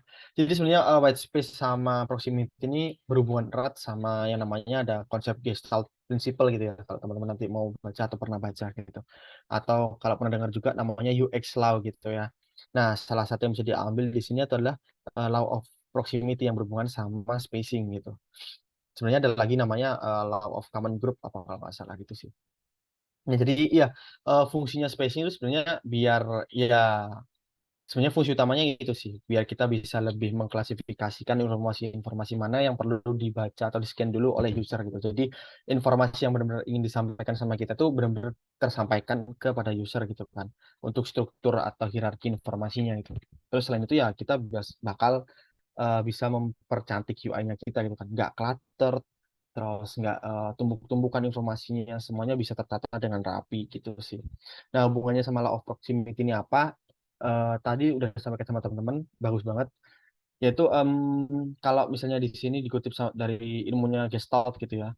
Nah, kita mengklasifikasikan atau kita menggrouping suatu informasi yang punya hubungan atau punya fungsi yang sama itu, walaupun mereka punya perbedaan. Mungkin kalau ngomongnya kita dari segi komponen, mungkin ada perbedaan warna gitu, tapi sebenarnya itu satu section atau satu kesatuan informasi atau deskripsi gitu misalnya. Terus misalnya ada sebenarnya warnanya yang lain sama, tapi mereka terpisah. Berarti kan udah ibaratnya sebuah apa namanya, sebuah hal yang terpisah lagi gitu. Jadi secara behaviornya kita tuh sebenarnya udah menangkap hal-hal tersebut yang udah common di kehidupan sehari-hari. Kalau kita punya grup A ya udah kita ngomong sama grup A gitu kan. Walaupun kita sama-sama satu universitas, satu jurusan gitu kan. Tapi kan kita pasti punya grup-grup tersendiri. Nah kayak gitu sih. Itu analogi kalau kita biasanya bersikap di lingkungan sosial gitu. Itu bisa diterapin juga ke ilmunya UI UX kayak gitu sih teman-teman. Nah, contohnya apa? Contohnya di sini misalnya aku ngambil dari Instagram gitu ya. Di bagian atas sama bagian bawah jelas beda ini seksinya untuk menangkap informasi siapa sih penggunanya gitu kan atau yang punya dari informasi yang di bawah ini siapa gitu kan yang bagian bawah ya untuk menampilkan galerinya atau informasi-informasi yang mereka punya gitu kan asetnya apa aja medianya apa aja gitu. Di bagian atas juga masih dibedah lagi tuh untuk proximity-nya. Kenapa yang bagian post, follower, sama following-nya nggak jadi satu di bawah gitu kan? Ya karena ini adalah section terpisah. Di sini aja apa yang ngomong ya? Mungkin kesannya kayak status sosial atau level famous-nya gitu kali ya. Berapa gitu kan level informasi untuk dari akun ini gitu kan. Terus kalau dari foto sama ke bawahnya ini informasinya apa sih gitu kan. Nah, ini kan udah ada contoh beda shape, beda color, sama beda tampilan gitu kan. Di sini ada apa namanya info gambarnya, luarnya ada namanya, terus di sini ada bio-bio informasi detailnya itu kan. Jadi kayak di sini ini lebih ke profilnya dia sebagai pengguna Instagram gitu. Katakanlah ini si siapa nih namanya SEO gitu kan. Nah kalau yang di sini seberapa famousnya SEO gitu kan. Nah terus apa aja sih yang dimiliki sama SEO di Instagramnya, di medianya itu sih. Jadi kita menggrouping di sana. Terus di sini juga mereka nerapin spacingnya gitu kan, nggak yang terlalu mepet. Walaupun ini satu section, kayak oh ini fotonya SEO nih, namanya nggak didempetin banget, nggak. Kenapa? Ya karena kita butuh ruang gitu kan, kita butuh bernafas. Mata kita juga butuh bernafas untuk men-scan atau mencerna informasi gitu kan. Jadi oh ini ada gambarnya, ini jeda sedikit, break sedikit, oh namanya SEO nih gitu. Terus nomornya berapa ya, terus ada informasi apa aja ya gitu kan. Dari informasi apa namanya, famousnya juga bakal dipisah nih, nggak bakal dempet-dempetan karena ya bakal informasinya bakal cluttered gitu kan. Kalau misalnya makanya kita dempet-dempetin nggak ada spacingnya gitu. Sama halnya dengan misalnya di loginnya Instagram misalnya gitu. Antara apa namanya hologram dari ikonnya Instagram sama fungsi utamanya buat informasi bakal dipisah cukup jauh gitu kan. Mereka nggak berhubungan satu sama lain nih gitu. Ini hanya menunjukkan identitas. Oh, ini login screen-nya dari Instagram. Lu kalau mau apa namanya? Kalian kalau mau informasinya di sini ngetik terus masuk, kalian bakal masuk Instagram gitu kan. Hubungannya kan sebenarnya di sana, tapi nggak dalam satu grup itu. Makanya dikasih spesinya cukup jauh gitu. Nah, untuk yang satu kesatuan ini semuanya kan masih di dalam sama kan gitu. Untuk mengakses kita masuk ke dalam Instagramnya. Kayak gitu. Terus kalau ini udah beda fungsi ya grupnya. Oh, ini untuk login misalnya. Ternyata aku bukan user yang pernah pakai Instagram nih. Aku mau daftar dulu gitu kan. Ya udah kita pakai seksi yang bawahnya. Sama halnya dengan di Firebox sama sih kayak gitu. Jadi kayak tadi mungkin pendekatannya sama kayak ini ya analoginya. Ada bio gitu kan, bionya SEO gitu kan. Kalau ini produk apa nih gitu kan. Misalnya nih fotonya ini kangkung gitu. Nah, walaupun ada udah jelas kangkung atau kita kasih perjelas lagi namanya apa, kita nggak bakal ngasih dempet banget atau bahkan nggak di dalam sininya gitu kan. Karena itu nanti bakal cukup membuat bingung, membuat rumit, membuat timeline juga cukup ngepack gitu ya. Susah juga untuk dibacanya informasinya gitu kan. Jadi antara foto, terus kemudian deskripsi produknya di sini, itu dipisah, tapi masih dalam berdekatan kangkung sama informasi produknya. Beratnya berapa nih kangkung gitu kan. Udah, satu informasi didapat gitu. Sekarang mau lihat harganya dong berapa gitu kan. Di sini, ternyata ada diskon nih. Nah, kenapa diskonnya di labeling gini? Pasti ada tujuannya gitu kan. Ya ini biar membuat highlight biar lebih scanningnya dari atas ke bawah kan pasti kalau gini produknya. Jadi dari foto informasi namanya apa beratnya berapa. Kalau misalnya ada informasi yang lebih urgent lagi, ya udah kita taruh yang paling atas gitu kan. Oh ternyata ada diskon nih gitu. Berapa sih harga diskonnya sekarang 2.500 gitu. Nah ntar kebanyakan baru kayak, nah mau beli baru ngeklik icon ini gitu kan. Button ini sorry. Itu sih. Jadi pattern membaca, kemudian hierarki fontnya, kemudian informasi apa yang mau disampaikan itu semuanya berpengaruh sih dan itu ditunjang sama white space atau spacing yang bagus gitu. Jadi untuk nge-groupingnya pakai proximity, untuk bisa clarity-nya atau membuat readable-nya, scannable-nya pakai konsepnya white space. Kayak gitu contohnya ya. Oke, untuk yang apa namanya white space and what's tadi and proximity kayaknya itu dulu. Ada yang mau didiskus atau mau kayak ngasih contoh? Kak, kemarin aku ngasih gini bagus banget tuh desainku gitu. Nggak apa-apa banget. Ngeflex di sini hasil foto nggak apa.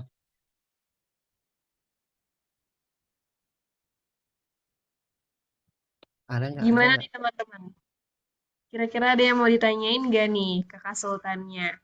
Ini langsung aja kalau ada yang ingin ditanyain langsung resen ya nih teman-teman. Harusnya sih aman sih. Jago-jago di sini teman-teman. Oke deh, sepertinya karena belum ada yang ingin ditanyakan, mungkin bisa di next dulu kali ya. Oke, yups, thank you. Nah, nextnya kita ada desain and read pattern gitu ya. Nggak bisa. Nah, selanjutnya kita punya apa namanya teori eye scanning gitu ya. Atau yang tadi yang ngomong ada gimana mata kita nge-track sebuah informasi, gimana cara kita ngebaca sebuah informasi gitu ya. Nah, jadi apa namanya? Aku ngutip juga ini dari sumber yang cukup terpercaya ya. Nah, apa namanya? Nanti oh ya, nanti teman-teman kalau juga udah mulai mendalami UI UX, teman-teman nggak bakal asing sama yang namanya NN Group gitu, Norman Nielsen Group. Itu di sana juga banyak banget informasi tentang UI UX di sana lah gitu. Dan salah satu donormanya juga salah satu ikonik di bidang UI UX gitu kan. Nah, ini juga sebenarnya ada informasinya dari sana gitu. Nah, ngobrolin masalah eye scanning atau gimana mata kita nge-track apa namanya sebuah informasi ya. Itu kita bisa nge-tracknya atau ngeceknya kalau di sistem kita bisa namanya heat map itu teman-teman. Jadi kayak gimana sih cara kita ngebaca suatu informasi, gimana mata kita berinteraksi sama informasi itu bisa di-track namanya heat map gitu. Cuman aku nggak pernah pakai sih. Itu ada kayak aplikasinya sendiri yang bisa emang berbayar dan biasanya digunakan untuk testing gitu. Jadi misalnya ada researcher yang mau kayak apa namanya ngetes apakah informasinya udah bener yang mau disampaikan dan apa namanya cukup jelas hierarkinya atau bahkan kita mau A/B testing aja. Sebenarnya apa sih behavior user kalau misalnya nggak misalnya nih kita mau bikin sebuah agency koran gitu ya atau majalah gitu. Majalah fashion gitu ya. Nah, patternnya dari orang-orang yang suka baca majalah fashion ini gimana sih? Apakah dia pakai pattern tertentu ataukah random banget atau gimana? Nah, itu perlu di define di awal misalnya. Itu di research juga itu pakai heat map namanya teman-teman. Nah, gitu. Nah, di luar itu apa namanya, kita punya common pattern yang sebenarnya cukup banyak gitu ya. Tapi yang biasanya lebih banyak dipakai itu apalagi di aplikasi-aplikasi yang paling sering sih yang pertama ada F pattern, Z pattern, terus spotted pattern sama marking pattern. Yang terakhir ya sebenarnya sama aja sih dari marking sama komitmen ini. Kalau komitmen lebih ke semuanya karena kita lebih tertarik gitu kan. Nah, kalau F pattern ini sebenarnya apa ya ngomongnya? Kita bacanya dari kiri ke kanan sih. Kalau kita lagi baca buku itu ya dari kiri ke kanan, urut terus udah selesai, turun lagi kiri kanan, turun lagi kiri kanan, turun lagi. Jadi kayak normalnya kita baca biasanya aja gitu kan. Ini yang paling apa namanya paling paling famous lah ya gitu. Terus ada Z pattern ini apa namanya lebih ke zigzag. Jadi kita kadang sebenarnya bedanya tipis-tipis sih. Ini tergantung apa ya? Tergantung platform yang nanti mau kita pakai aja gitu. Jadi biasanya kalau apa namanya Z ini lebih ke web page sih biasanya. Kita biasanya lebih ke kanan kiri terus langsung menyilang gitu kan. Karena informasinya bukan informasi, sorry. Karena layarnya cukup lebar gitu kan. Terus yang layar kick ini biasanya meng-highlight cuma judul-judulnya doang atau hal yang emang di-emphasize gitu sama produk tersebut gitu. Kalau yang spotted pattern ini lebih ke visual cue atau apa yang namanya visual cue itu? Sesuatu yang memang terlihat jelas dan menarik gitu. Jadi mereka udah tahu sih sebenarnya mau cari apa. Nah, cari apanya itu mereka langsung scan. Contohnya lagi baca koran Jawa Pos gitu ya. Kita mau cari informasi malam ini MU tanding sama Chelsea misalnya gitu. Nah, kita udah tinggal aja buka koran-korannya, kita cari entah highlight judulnya atau gambarnya gitu kan. Mana nih yang ada gambar embel-embel MU atau Chelsea gitu kan. Dari gambarnya udah kelihatan atau dari judulnya udah kelihatan ya udah kita langsung tahu. Oh, di sini nih informasi tentang MU atau Chelsea. Ya gitu tuh spotted. Kalau marking pattern hampir sama kayak spotted tapi kita lebih baca lebih detail gitu. Ini sama-sama aja sih semuanya ya. Cuma membedakan nanti yang lebih jelas ini ketika teman-teman pakai heat map gitu sih. Nah, kalau komitmen yang bypassing ya apa yang ngomongnya? Mungkin dalam behaviornya nih yang bisa membedakannya. Teman-teman nggak begitu tertarik sih kayak ya udah scanning misalnya nih teman-teman lagi mau explore aplikasi apa gitu ya. Teman-teman cuma coba lihat gitu kan. Ya udah scrolling scrolling kan nggak pasti semua informasi yang teman-teman scan secara penuh kan. Nah, itu biasanya pakai bypassing sih. Jadi kayak oh produk ini skincare-nya oh ini ada yang baru nih berapa harganya buat apa kandungannya apa udah skip gitu. Misalnya kayak cuman ada apa namanya vitamin C-nya gitu ya aduh yang aku cari skip lagi bawahnya itu kan jadi kayak banyak yang di skip atau yang di bypass gitu kan behaviornya kayak gitu karena mungkin kita nggak tertarik. Nah kalau yang komitmen pattern ya udah kita emang benar-benar kayak misalnya kita mau lagi cari makan gitu kan di GoFood, Shopee Food, GrabFood dan sebagainya gitu kita mau cari makan ya udah kita bakal komitmen untuk melihat dari atas sampai bawah dari atas kanan ke kiri semuanya detail kita lihat kita baca gitu alamatnya oh udah bener alamatku di sini lanjut lagi di bawahnya menunya apa atau tokonya atau warungnya apa udah nih tertarik masuk lagi semuanya dibaca gitu itu yang namanya komitmen pattern jadi lebih ke behavior sih sebenarnya yang membedakan antara web page, mobile page, koran atau majalah sama behavior ketika teman-teman berinteraksinya benar intentionally ke sana atau cuman mau scrolling aja kayak gitu.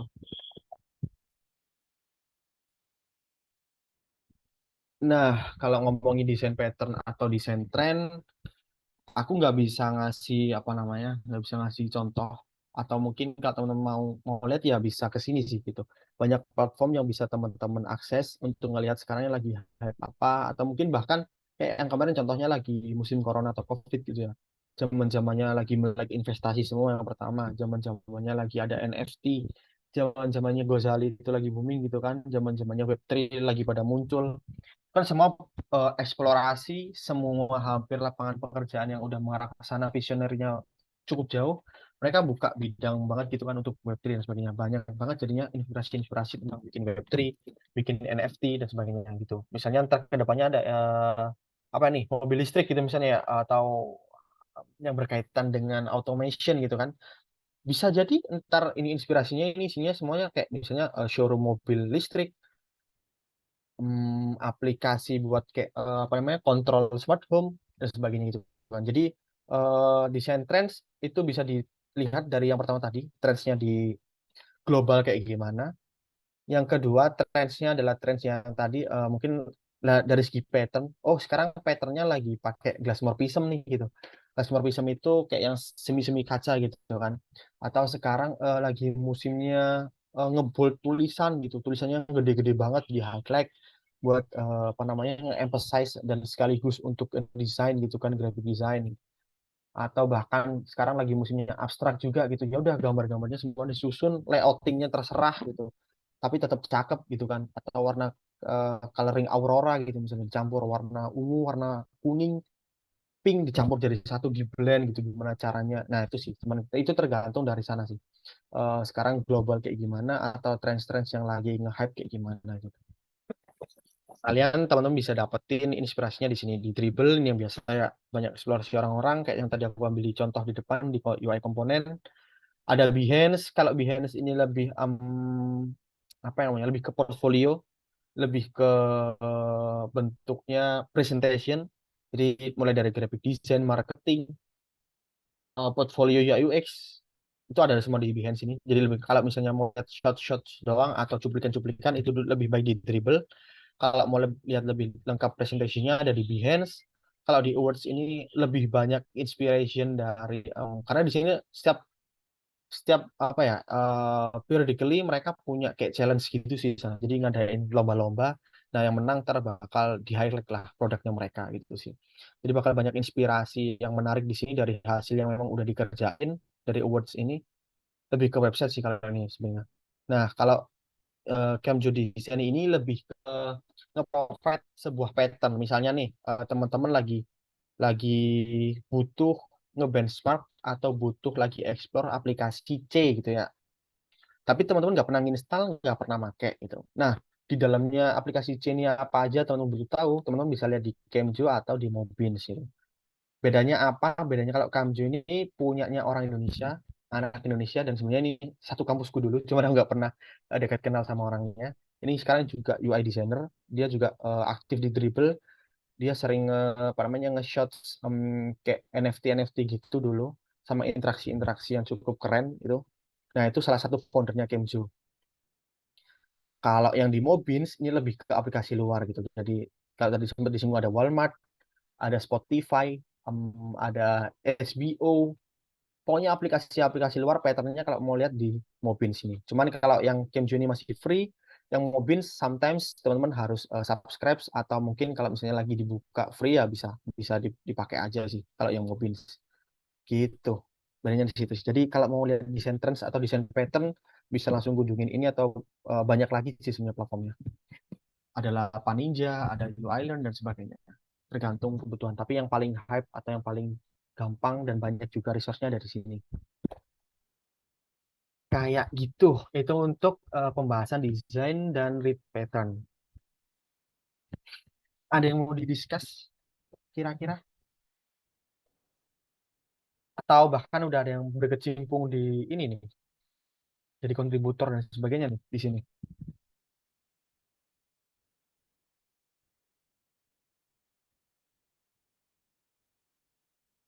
Oke, teman-teman CEM, gimana nih? Jadi teman-teman, kira-kira ada yang ingin ditanyakan nggak nih teman-teman? Kalau ada yang ingin ditanyakan, boleh banget nih langsung raise hand atau apabila teman-teman memiliki kendala, boleh banget ditulis pertanyaannya melalui kolom chat nih teman-teman. Yuk, yuk, yuk.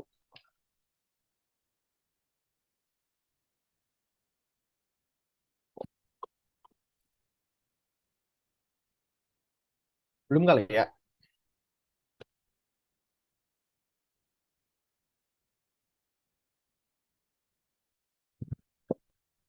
Kalau belum ada, oke, nggak apa-apa. Mungkin lanjut dulu kali ya. Ya mungkin bisa dilanjut dulu kali Kak.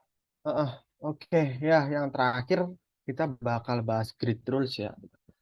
Jadi apa sih grid itu atau batasan-batasan gitu ya. Nah, sebenarnya grid itu adalah sebuah guidance gitu ya, dipakai untuk sebuah guidance ketika teman-teman mendesain ini. Ini cukup penting ketika teman-teman mungkin teman-teman di sini ada yang masih pemula gitu ya atau baru terjun baru belajar di UI UX mau belajar ngedesain ini cukup penting digunakan. Kenapa? Karena ini bisa nge-guide teman-teman untuk spacingnya, bisa nge-guide teman-teman untuk menentukan apa yang namanya skala desainnya, bentuk komponennya kayak gimana. Terus ya bisa ngebantu teman-teman dalam menata atau nge-layouting sebuah informasi atau elemen gitu sih. Jadi itu cukup penting. Tapi kalau misalnya teman udah kebiasa, teman-teman udah apa namanya, udah familiar sama cara desainnya, boleh-boleh aja nggak usah pakai grid sih. Tapi better tetap pakai grid gitu ya. Jadi grid ini biasanya tersusun atau bisa disusun dengan menggunakan yang pertama ada kolom gitu kan. Yang kuning-kuning ini kalau di gambarnya.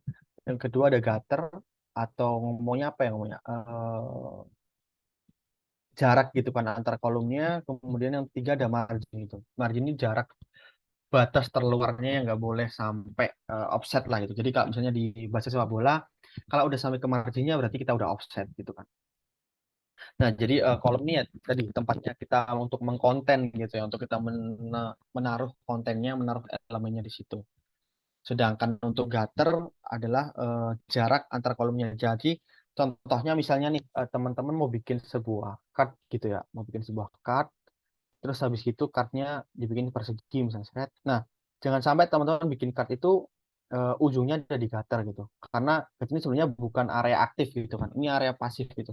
Kenapa gitu? Karena tadi kan aku udah sempat mention juga kalau adanya grid ini ngebantu teman-teman untuk spacing gitu kan, untuk ngebantu bikin layouting yang rapih dan jaraknya juga udah ditetapkan gitu kan. Jadi kalau teman-teman bikin sebuah elemen terus nge-break rule-nya tadi, buat apa juga kan ada grid gitu sih. Jadi anggapannya ini adalah area pasif gitu ya. Jadi jangan sampai bikin elemen yang di luar kolom gitu. Itu sih Kak Margin yang kayak tadi ini area keluarnya gitu. Ini kalau masalah grid ya. Sebenarnya apa sih Mas gitu kan? Bedanya sama spacing, bedanya sama padding gitu kan. Sebenarnya kalau ngomongin grid ya ini kita ngomongnya kolom, gutter sama margin gitu. Tapi kalau ngomongin sudah spacing, ngomongin padding itu adalah sebuah elemen yang ada di dalamnya atau ngomongin sebuah kontennya gitu. Nah, tadi misalnya apa namanya? Atau ntar aku kasih contoh di Figma aja ya, lebih gampangnya bedanya antar grid sama kalau kita mau ngomongin spacing sama padding gitu. Nah, untuk modelnya common-nya ada 3 gitu ya di website ini. Ini dari NN Group juga. Yang pertama ada bentuknya kolom gitu, secara horizontal ataupun secara vertikal itu bisa. Jadi common-nya kenapa di sini tulis 12? Karena 12 itu bisa dibagi berapapun. Dalam artian dibagi dua bisa. Jadi misalnya teman-teman mau bagi dua sama besar, bisa banget gitu kan. Sorry. Terus misalnya dibagi tiga juga bisa, dibagi empat juga bisa, dibagi enam juga bisa. Jadi cukup apa ya namanya, cukup fleksibel untuk diotak-atik dengan elemen yang cukup banyak gitu, yang cukup unik gitu sih untuk yang 12. Tapi kalau mau pakai 16 juga bisa, pakai 8 juga bisa, atau bahkan cuma pakai 4 juga bisa gitu sih. Tergantung lagi kebutuhan teman-teman gimana nanti ketika mau mendesain gitu. Nah, modular ini ya bagusnya tadi sih Kak, kita butuh informasi yang cukup kompleks, kecil-kecil, tadi bikin produk thumbnail gitu ya. Misalnya di sini, oh ada 4 kotak ini untuk apa namanya, untuk apa namanya, foto produk gitu misalnya. Terus 2 kotak ini untuk titelnya misalnya. Terus di sini untuk kolom deskripsinya, di sini untuk buttonnya misalnya. Jadi kita bagi ke part-part kecil untuk lebih mudah aja nge-pattern atau nge-layoutingnya gitu. Nah, kalau yang terakhir hierarkial ini lebih ke biasanya e-commerce yang kontennya bisa apa namanya diacak-acak gitu sesuai dengan kebutuhan atau yang mana yang paling penting gitu ya. Jadi kalau misalnya di app halamannya Apple gitu ya, bisa jadi sekarang yang paling di atas ini iPhone 14 Pro gitu misalnya. Terus di sini baru kayak ada foto apa namanya, foto iPhone 13-nya, terus ini ada produk-produk lainnya dan sebagainya. Jadi ini bagus banget untuk nge-highlight di e-commerce atau webpage yang kita butuh konten, menyusun kontennya bisa diacak-acak untuk sesuai dengan informasi atau hierarkinya kayak gitu. Nah, kayaknya itu aja sih untuk grid rules. Jadi, oh iya, ntar aku coba tunjukin ya kalau misalnya mau kepo atau mau tahu bedanya penerapan grid sama nanti kalau ada namanya spacing di dalam card atau di dalam komponen gitu. Itu aja sih untuk Oke. grid rules. Oke Kak, terima kasih banyak atas materinya yang super keren dan juga insightful banget. Aku yang tadinya bukan di bidang UI UX nih ya, ketika ngedengerin pemaparan dari Kak Sultan. Jadi banyak banget nih ilmu yang bisa aku serap pada pagi hari ini, pagi menjelang siang sih lebih tepatnya. Nah, jadi ini buat teman-teman, apabila teman-teman punya pertanyaan nih terkait pembahasan materi yang sudah disampaikan oleh Kak Sultan, boleh banget langsung raise hand ya nih teman-teman.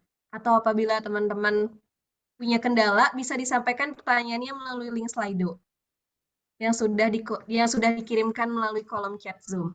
Nah, ini sepertinya sudah ada dari 2 orang nih ya, Kak. Yang pertama itu dari Kak Rizky. Boleh banget nih, Kak, langsung di on mic untuk disampaikan pertanyaannya. Oke, terima kasih Kak Diki atas kesempatannya. Aku mau tanya ke Kak Sultan nih. Aku tuh pernah desain, ini desain iseng-iseng aja sih, itu pernah desain kayak ada gambar, konten, terus font kan. Nah, dalam mendesain itu kan aku lumayan selektif ya dalam memilih font gitu kan. Waktu itu tuh jadi ceritanya pernah ngedesain konten dengan font namanya tuh kalau nggak salah Comic Sans. Itu tuh kalau aku uh, apply di HP itu bagus banget gitu kan, maksudnya tampilannya benar-benar kayak santai gitu kan kalau Comic Sans ini. Tapi pas aku apply di desain aku di laptop, itu tuh fontnya jadi kayak light gitu loh, karena kan dalam tipe-tipe font itu yang aku tahu ada light atau thin, terus regular atau medium, sama bold kan. Nah pas aku coba apply di laptop ini tuh desainnya jadi jelek gitu loh, di apa, khususnya di font Comic Sans ini gitu.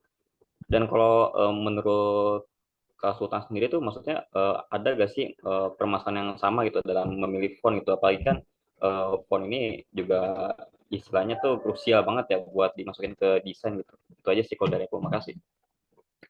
Oke, thank you Mas Rizky. Iya, seninya emang di sana ya. Milih warna yang pertama. Terus kedua milih fontnya gitu. Kalau udah ketemu font sama warna yang cocok, ntar masalah berikutnya di layouting gitu kan. Itu udah bakal jadi makanan tahun sehari nanti kalau jadi UI UX itu. Tapi dari pengalamanku, mungkin karena ini ya aku kerjaan sekarang lagi di sebuah company yang cukup udah punya structure. Jadi udah jarang ngerasain itu sih gitu. Cuman kalau awal-awal dulu waktu apa namanya, waktu belajar atau waktu lagi bikin porto atau bahkan lagi eksplorasi, sering banget sih itu. Makanya kalau dulu aku biasanya cari ini sih Mas, cari inspirasi. Dalam artian, misalnya aku mau bikin aplikasi atau apps buat apa namanya, buat home furniture gitu ya, IKEA atau mungkin semacamnya. Itu ya kita mau kayak gimana gitu appsnya, mau kayak misalnya sedikit luxury, itu pakai font apa sih gitu ya. Ya udah tinggal googling aja gitu font yang untuk apa yang dulu aku bisa nyarinya. Jadi ada kata kunci apa yang mau kita masukkan, terus bahkannya ada kayak fontnya apa gitu sih. Atau kalau misalnya ada websitenya, teman-teman bisa pakai plugin dari Google Chrome gitu kan, pakai font Ninja. Nah di sana teman-teman bisa lihat, oh di sini websitenya ternyata pakai font ini loh. Nah ntar kalau misalnya kita udah punya, emang udah ada defaultnya di Figma, ya udah tinggal pakai. Atau dimanapun itu kita tinggal pakai. Kalau nggak ada ya kita install, kita ekspor, terus kita pakai, atau cari alternatifnya itu juga bisa gitu. Nah, selain itu, kalau udah ketemu font yang utamanya, teman-teman bisa juga pakai satu font lagi untuk apa namanya, tandemnya atau chemistry-nya gitu. Jadi misalnya eh, tadi ada Montserrat gitu kan. Nah, Montserrat tuh apa sih pairing-nya apa gitu kan? Atau kayak flavor display itu pairing-nya apa gitu. Jadi kayak tadi misalnya ada Open Sans juga pairing-nya apa gitu sih. Jadi kalau masalah font aku biasanya lebih sering langsung cari di Google sih. Cari cari sesuai dengan tadi aku mau kayak gimana, personanya siapa, udah tinggal cari aja. Alternatifnya apa kalau misalnya nggak ada gitu. Dan oh ya, sorry. Untuk masalah mobile sama website, bener itu ngaruh banget gitu. Teman-teman jeli di mana? Di tiket sama Traveloka apa ya? Iya kayaknya. Itu kalau di website sama di HP, fontnya beda. Jadi emang menyesuaikan tadi sih dari performnya gimana, terus ya tadi persona dan sebagainya. Jadi banyak faktor yang bisa dipertimbangkan gitu. Gitu Mas, sahabat Mas Rizky. Oke, makasih banyak Kak Sultan atas pemaparan jawabannya. Yaps, oke. Jadi nggak apa-apa kalau salah atau jelek gitu, nggak masalah mas. Tergantung gimana maunya Mas Rizky. Kalau memang untuk mobile apps doang ya execute aja Comic Sans tadi. Tapi kalau misalnya memang bisa buat multi platform, kalau emang kurang kurang apa namanya kurang oke, ya bisa coba cari yang setipe sama Comic Sans sih gitu. Itu kali ya. Oke, terima kasih banyak nih Kak Sultan atas jawabannya dan juga terima kasih banyak buat Kak Rizky yang sudah menyampaikan pertanyaannya. Dan selanjutnya nih udah ada yang raise hand yaitu dari Kak Pandu. Boleh banget nih Kak untuk di on mic dan disampaikan pertanyaannya. Oke, sebelumnya aku mau ngucapin juga terima kasih sama Kak Sultan juga. Aku mau tanya sih, ada nggak sih Kak tips saat kita tuh ngebuat grid gitu loh untuk yang size desktop? Karena terkadang eh, waktu itu aku tuh pernah nyoba ngebuat yang size desktop. Untuk nentuin grid dan column-nya itu berapa, itu agak susah sih Kak. Itu mungkin ada tips Kak.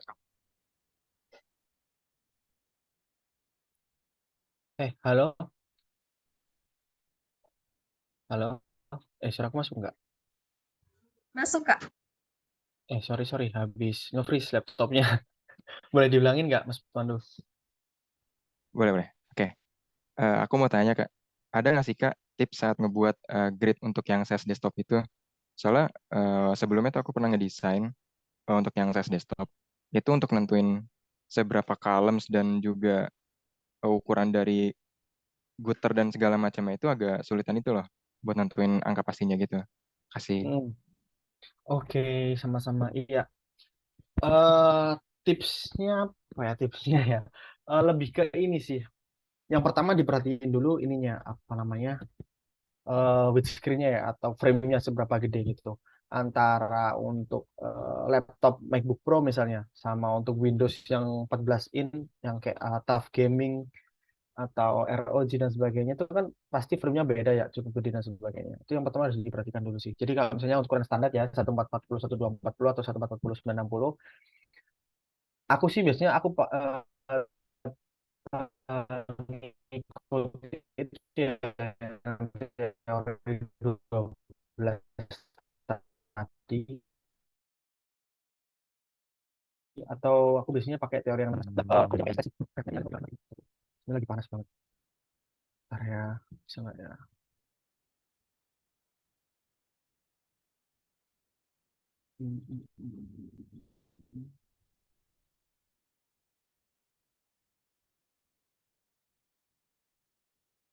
Tapi layarku masih nampil nggak sih? Nggak kan ya? Aman sih Kak, aman.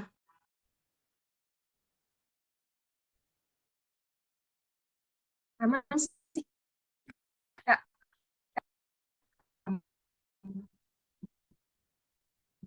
Tapi ini agak nge-freeze sih Kak. Ya. Nge-freeze Kak. Iya.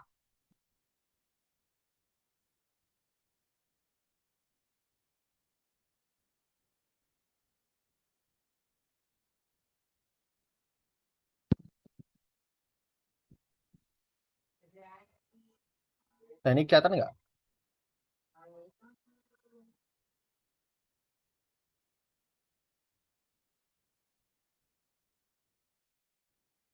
Share-shareku kelihatan nggak ya? Atau malah Belum ada Kak, ini masih Slido-nya sih Kak. Oke, ntar. jadi stop. Tapi, Ya, mungkin bisa di share screen Kak. tapi aku juga nge-freeze nih. Duh, sorry banget.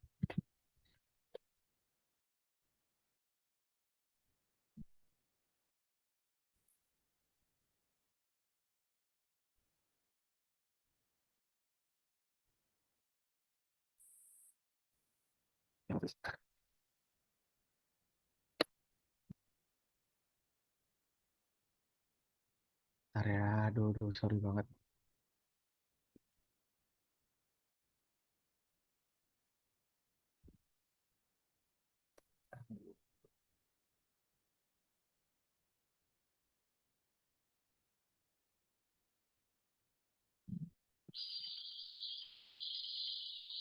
Udah nampil nggak nih?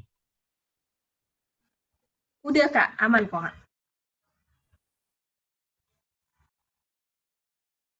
Aman kok, Kak.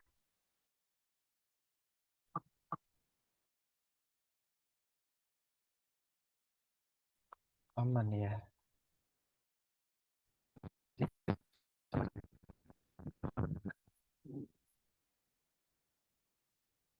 Aduh, aduh, aduh, aduh, aduh, aduh. Nah, ini nih. Kalau biasanya aku pakai apa namanya settingan yang kayak gini sih. Jadi kalau apa namanya buat yang kolom itu aku biasanya pakai tipe yang stretch ini. Terus marginnya aku biasanya pakai 16 atau kalau di desktop biasanya 72 gitu kan atau 100 gitu misal. 100 dia gitu misal. Nah, tinggal ininya digedein misal 24 gitu. Sebenarnya tips and triknya buat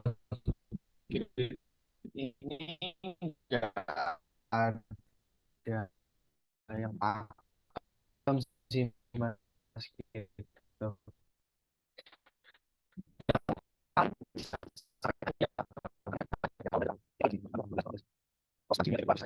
Ini katakanlah spacing gitulah ya nanti di dalam sebuah kontennya kayak gitu. Jadi tipsnya cuman fokus di kolomnya aja nanti mau seberapa banyak masnya mau punya ruang desain, seberapa striknya masnya punya aturan itu sih. Kalau misalnya nggak ada ya udah itu sesuai dengan seni atau sesuai dengan apa ya keinginan dari Mas Pandu aja sih mau ngedesain kayak gimana. Sejauh ini aku tahunya kayak gitu sih. Jadi kayak ya pakemnya kalau misalnya udah di apa namanya di industri biasanya punya pakemnya. Kalau kita mau cuma explore ya pakemnya cuma di kolomnya aja berapa gitu. Sama ya kalau misalnya mau lihat di aplikasi lain boleh banget gitu. Jadi misalnya mau lihat itu nggak bisa banget itu sih tipsnya. Tapi sorry banget nggak bisa nyontohin kayaknya laptopnya lagi rewel ini.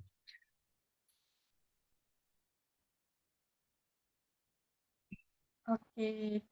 Oke, baik Kak. Terima kasih atas jawabannya dan terima kasih juga nih buat Kak Pandu yang udah bertanya. Nah, mungkin bisa ke next pertanyaan nih Kak. Tadi aku lihat soalnya dari Slido itu udah ada yang nanya. Mungkin boleh operator di share screen. Nah, ini dia aku bantu baca nih ya Kak. Mau nanya nih Kak, perihal warna, aku pernah lihat gitu dari satu warna. Misalnya hitam dipisahkan jadi 100,200, 900 gitu. Kalau gitu itu untuk apa ya Kak? Nah, boleh banget nih Kak, langsung dijawab pertanyaannya.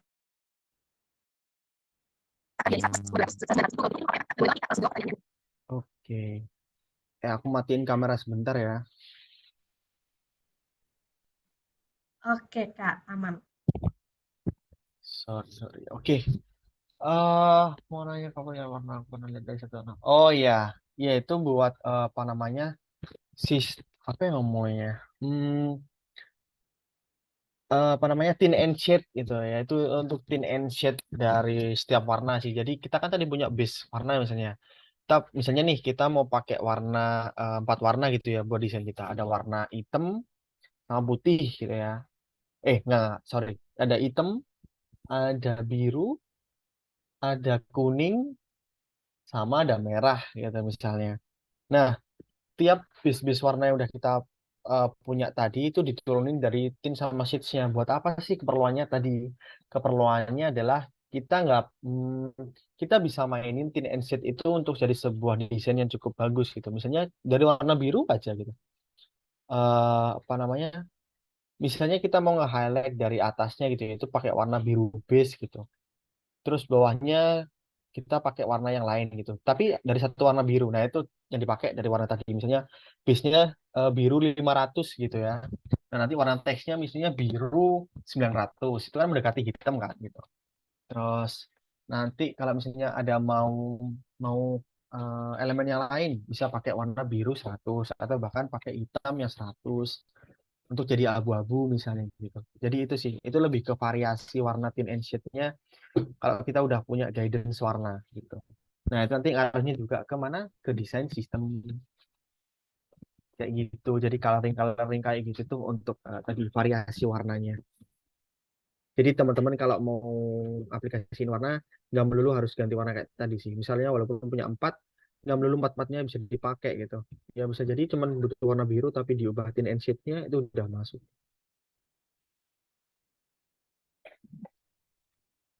Oke, itu dia jawabannya nih untuk Kanisa, jawaban dari Kak Sultan. Dan terima kasih banyak nih Kak atas jawabannya dan juga terima kasih banyak untuk Kanisa yang sudah menyampaikan pertanyaannya. Nah, kira-kira dari teman-teman Champs di sini, kira-kira ada lagi Kak yang ingin bertanya? Kalau ada yang ingin bertanya, bisa langsung di-raise ya teman-teman, atau apabila teman-teman memiliki kendala, bisa banget disampaikan pertanyaannya melalui link Slido yang sudah dikirimkan di kolom chat nih teman-teman.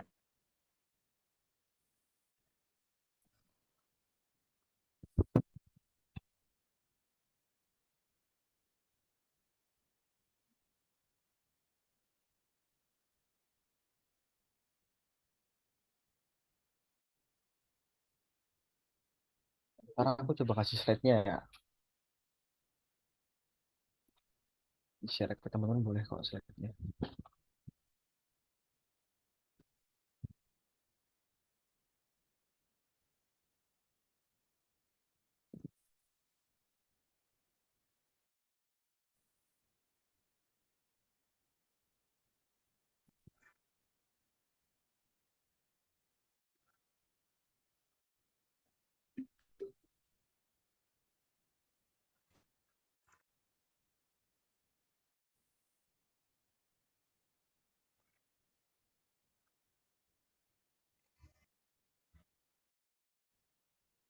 Oke, gimana nih teman-teman? Ada lagi kah yang mau bertanya? Kalau ada yang ingin bertanya, boleh banget nih langsung raise hand atau apabila teman-teman memiliki kendala, boleh banget disampaikan pertanyaannya melalui link Slido yang sudah dikirimkan di kolom chat nih teman-teman.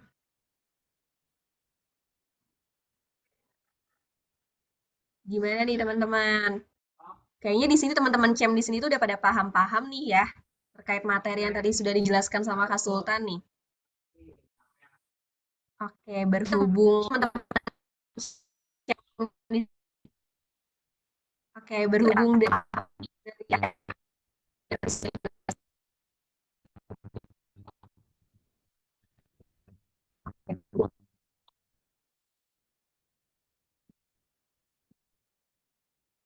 Oke, kayaknya kalau misalkan aku lihat-lihat nih dari teman-teman Cem, sepertinya udah nggak ada lagi nih ya untuk bertanya nih.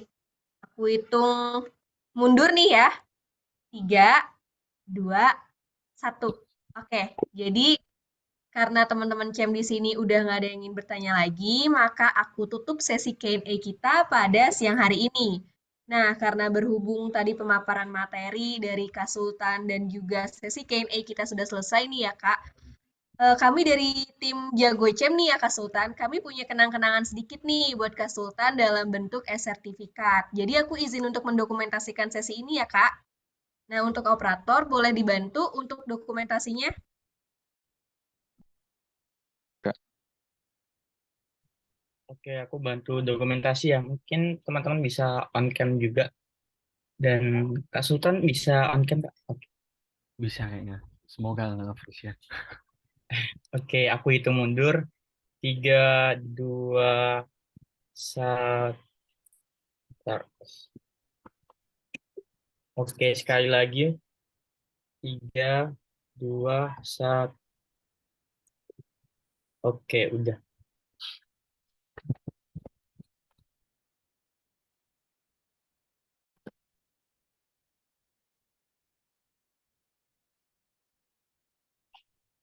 Oke, terima kasih operator yang sudah membantu sesi dokumentasi tadi.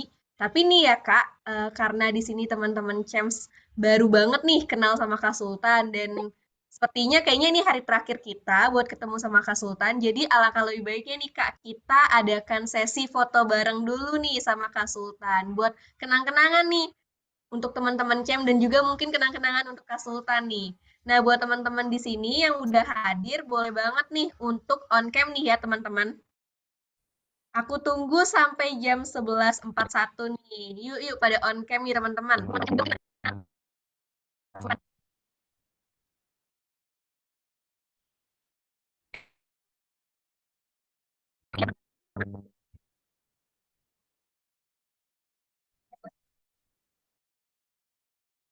Ayo yang lain yang masih pada off cam, boleh banget nih untuk dinyalakan kameranya. Kan kapan lagi nih ya kita bisa foto bareng nih sama Kak Sultan.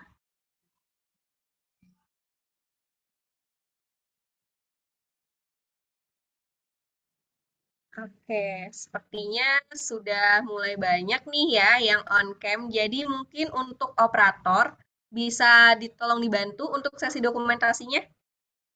Oke, terima kasih. Aku bantu hitung mundur ya. Silakan berpose. 1, 3, 2, 1. Sekali lagi, ganti pose. 3, 2, 1. Oke. Oke, terima kasih banyak nih Kak Rofik yang sudah membantu sesi dokumentasinya. Nah, itu dia tadi sesi pemaparan materi dan juga sesi Q&A dan juga sesi dokumentasi nih yang sudah kita lakukan. Nah, untuk Kak Sultan sekali lagi aku mau mengucapkan terima kasih karena sudah mau meluangkan waktunya untuk memberikan materi yang super keren dan juga insightful kepada teman-teman CEM di sini dan juga terima kasih banyak atas materi yang sudah disampaikan karena materi yang tadi sudah disampaikan tuh benar-benar super keren dan juga insightful banget nih.